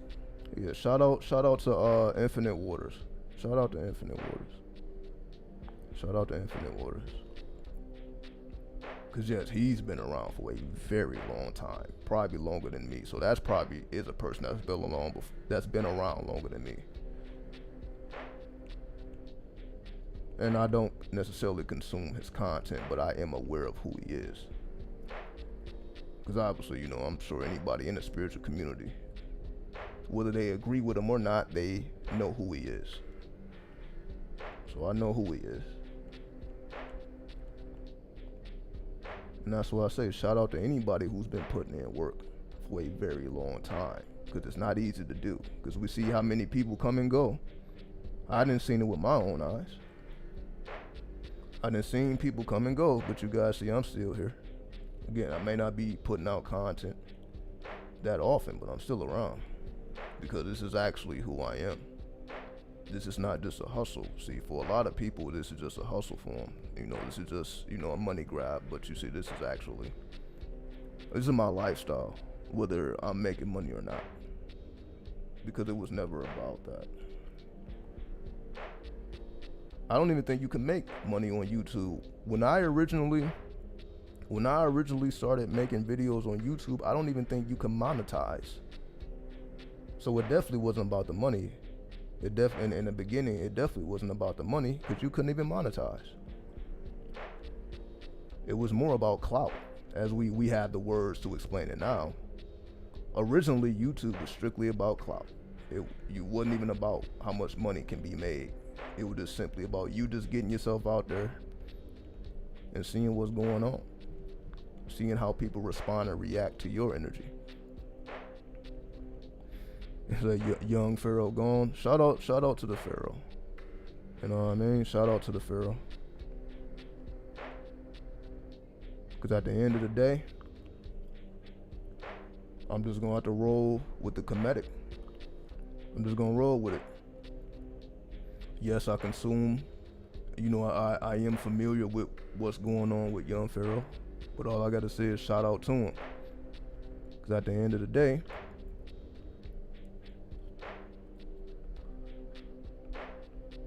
again, I really don't want to speak about somebody's personal situation, even if they put it out there for other people to comment on it. I'm just not going to comment on anybody's personal business. So all I'm going to do is just give the shout out, you know what I mean?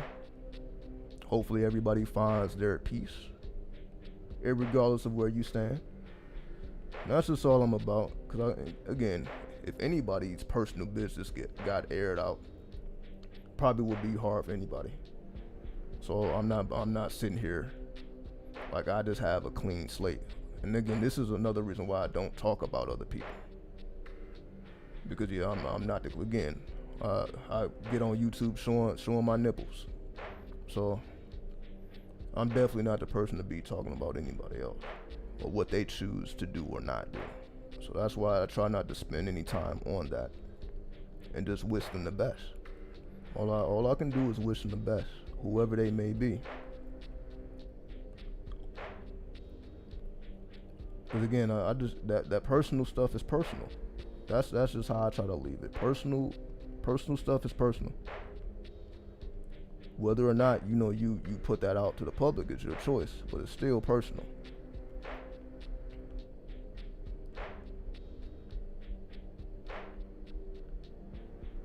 How are you keeping track of all of the information you learned? Will I take notes? Again, I would show you guys my notes, but it can get kind of crazy. Unless you guys promise not to snitch on me, I'll show you the notes. But then if somebody report the video, then the video gets taken down, so. Unless you guys give me your word that you ain't gonna snitch. But anyway, to answer the question holistically, when it becomes a part of your lifestyle, you become a living library. When it's a part of your lifestyle. So when I say 93, I'm not just saying that to be cool. Like that's the reality of it. I get 93 tatted on me. I don't have a single tattoo, but I would tattoo 93 on me.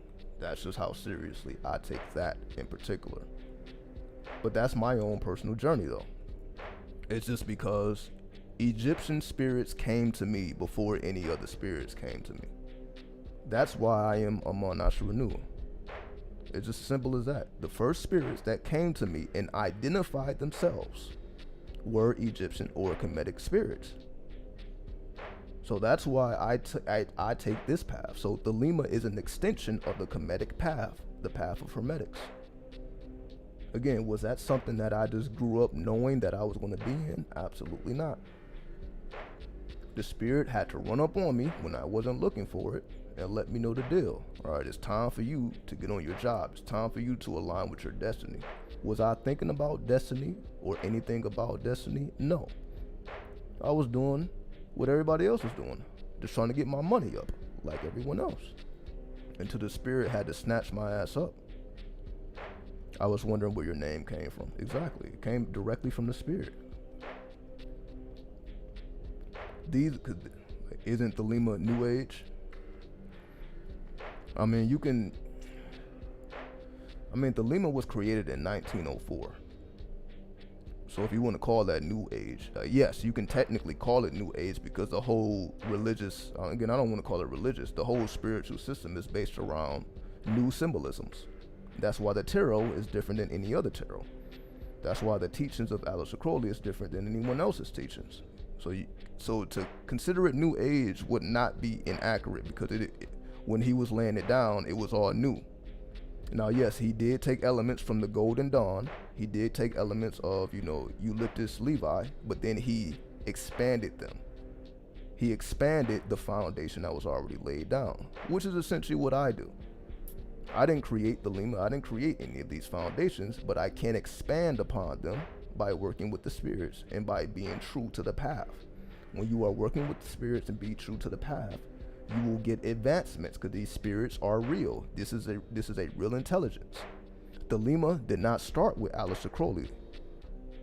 once we get deeper into it. But again, I don't really speak about it too deep, because I know, most people, they don't know the history.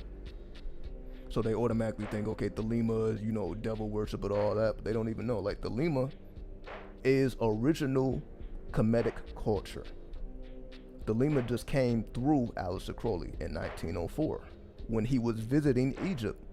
So this was not a man who was thinking, okay, I'm about to start a new religion and I'm about to do it by any means. No, this is a man who was visiting the sacred lands of Egypt. He was on the sacred lands, went to the temple. What am I thinking about? I'm thinking about music. Temple. He went to the museum, the Cairo Museum in Egypt, with his wife at the time, and it was really his wife that heard the spirit. The spirit actually communicated to his wife first, and then his wife communicated to him that the spirit wanted to come meet him. Basically, he had to go to the spirit and meet the spirit. And that's when he had the revelation with what is called Awas. Awas is what revealed the Book of the Law to Aleister Crowley in 1904. Right? So essentially, Thelema came through Awas, because Thelema, Aleister Crowley does not take credit for writing the Book of the Law. He does not take credit for it. It was a channel from Awas, who was an ancient Egyptian spirit. And this is why Crowley was called the wickedest man on earth or in the world during his time, because once again, he was a white man worshiping black gods and goddesses, which was unheard of at the time. So again, we're talking about 1904. This is before the civil rights movement. This is when the black and white relations in America was crazy. So you have this white man in 1904, the early 1900s, talking about these black gods and goddesses that he's worshiping, which was unheard of at the time. Because again, blacks and the whites didn't even get along like that. Of course, it was always those who did, but the majority of them didn't. We can just do our history, just do your history, see what was going on in the early 1900s. With the race car in America, it wasn't that good. So if we're talking about 1904, you have this white man worshiping black gods and goddesses. You can technically call that New Age.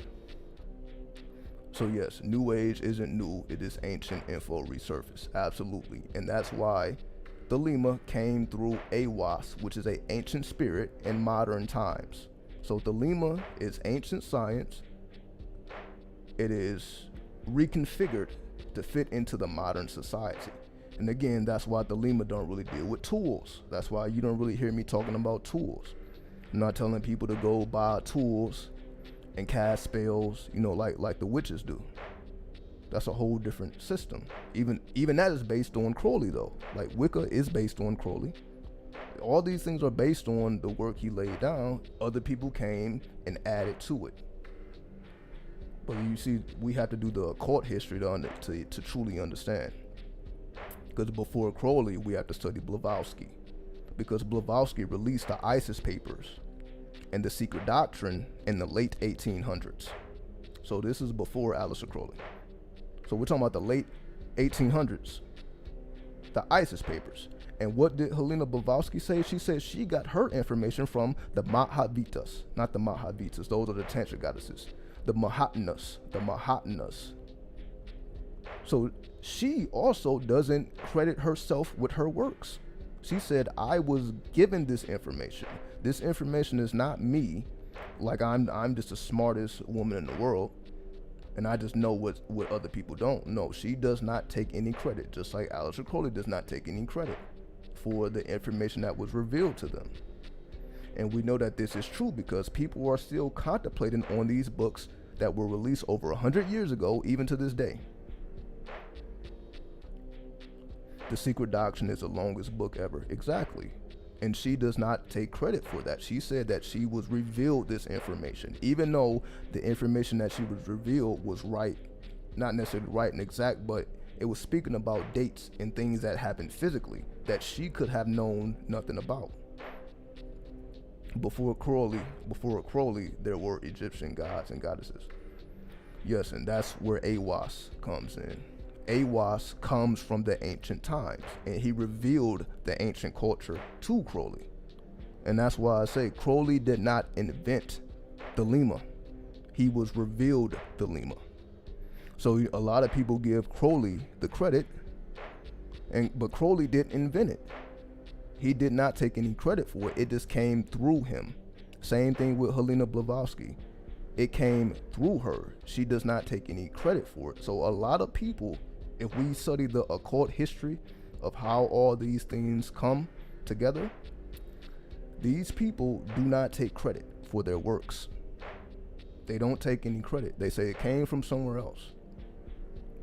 So that's how we know, like, this is not somebody who's just trying to blow up their own ego when they don't even want credit for the work, because they know that they didn't do it. They understand that it came from a different source other than themselves.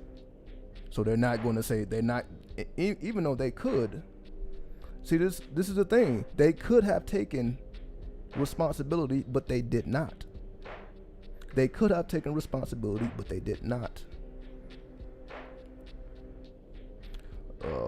Was. So it was Set. Again, who Aiwass is, you know, that would be dependent on how deep you study. So if you want to say Aiwass was the manifestation of Set, that's very possible. But the goal or the point of it all is the Lima comes from ancient times, but it came through Aleister Crowley. Are you familiar with Setianism? Absolutely. Absolutely.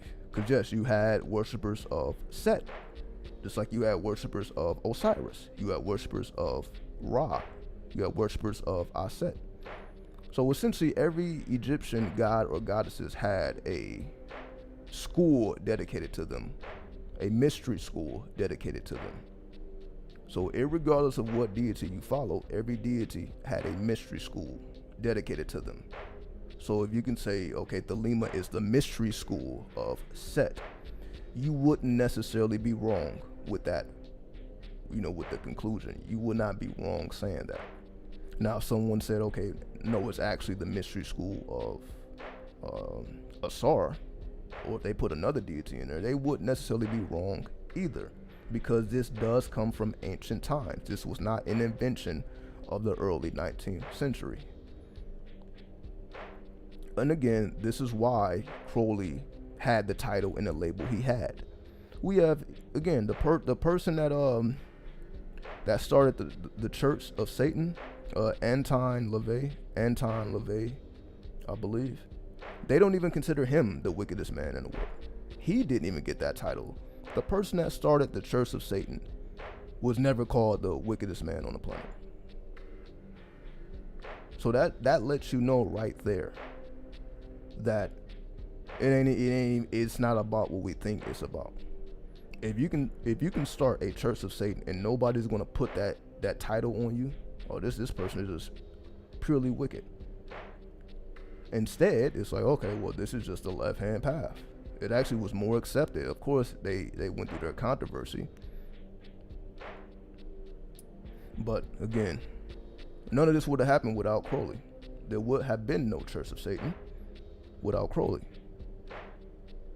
You can say there would be no Crowley without Blavatsky.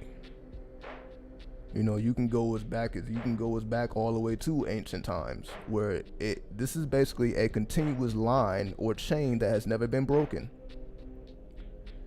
There's a continuous chain from ancient times to modern times that has never been broken. Somehow the knowledge has been preserved. That's why we know astrology, numerology, Kabbalah, tarot, clip-off. All this is from ancient times. So the fact that we know it, somebody had to preserve it.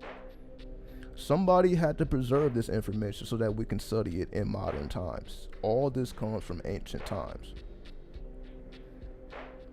We just have people that are selected to reveal certain information at certain times. So Crowley was meant to reveal certain information at a certain time. Helena Blavatsky was chosen to reveal certain information at a certain time, and it just continues to go on and on and on and on and on. Certain information is chosen to be revealed at certain times. And then you have the messenger. That's the same way people felt about Jesus, the same way people feel about Muhammad, as messengers that they didn't take no credit for. The Prophet Muhammad, peace be upon him, did not take credit for writing the Quran. He said it was revealed by the angel Jibril or Gabriel. So even the Quran, the holy book, they even say that about all holy books, that they were divinely inspired. They were inspired by the divine. This is not just a person making up shit, right? But anyway, you guys know what it is. We gonna check up out of here. I appreciate everybody for tuning in. We out. 93, 93, 93.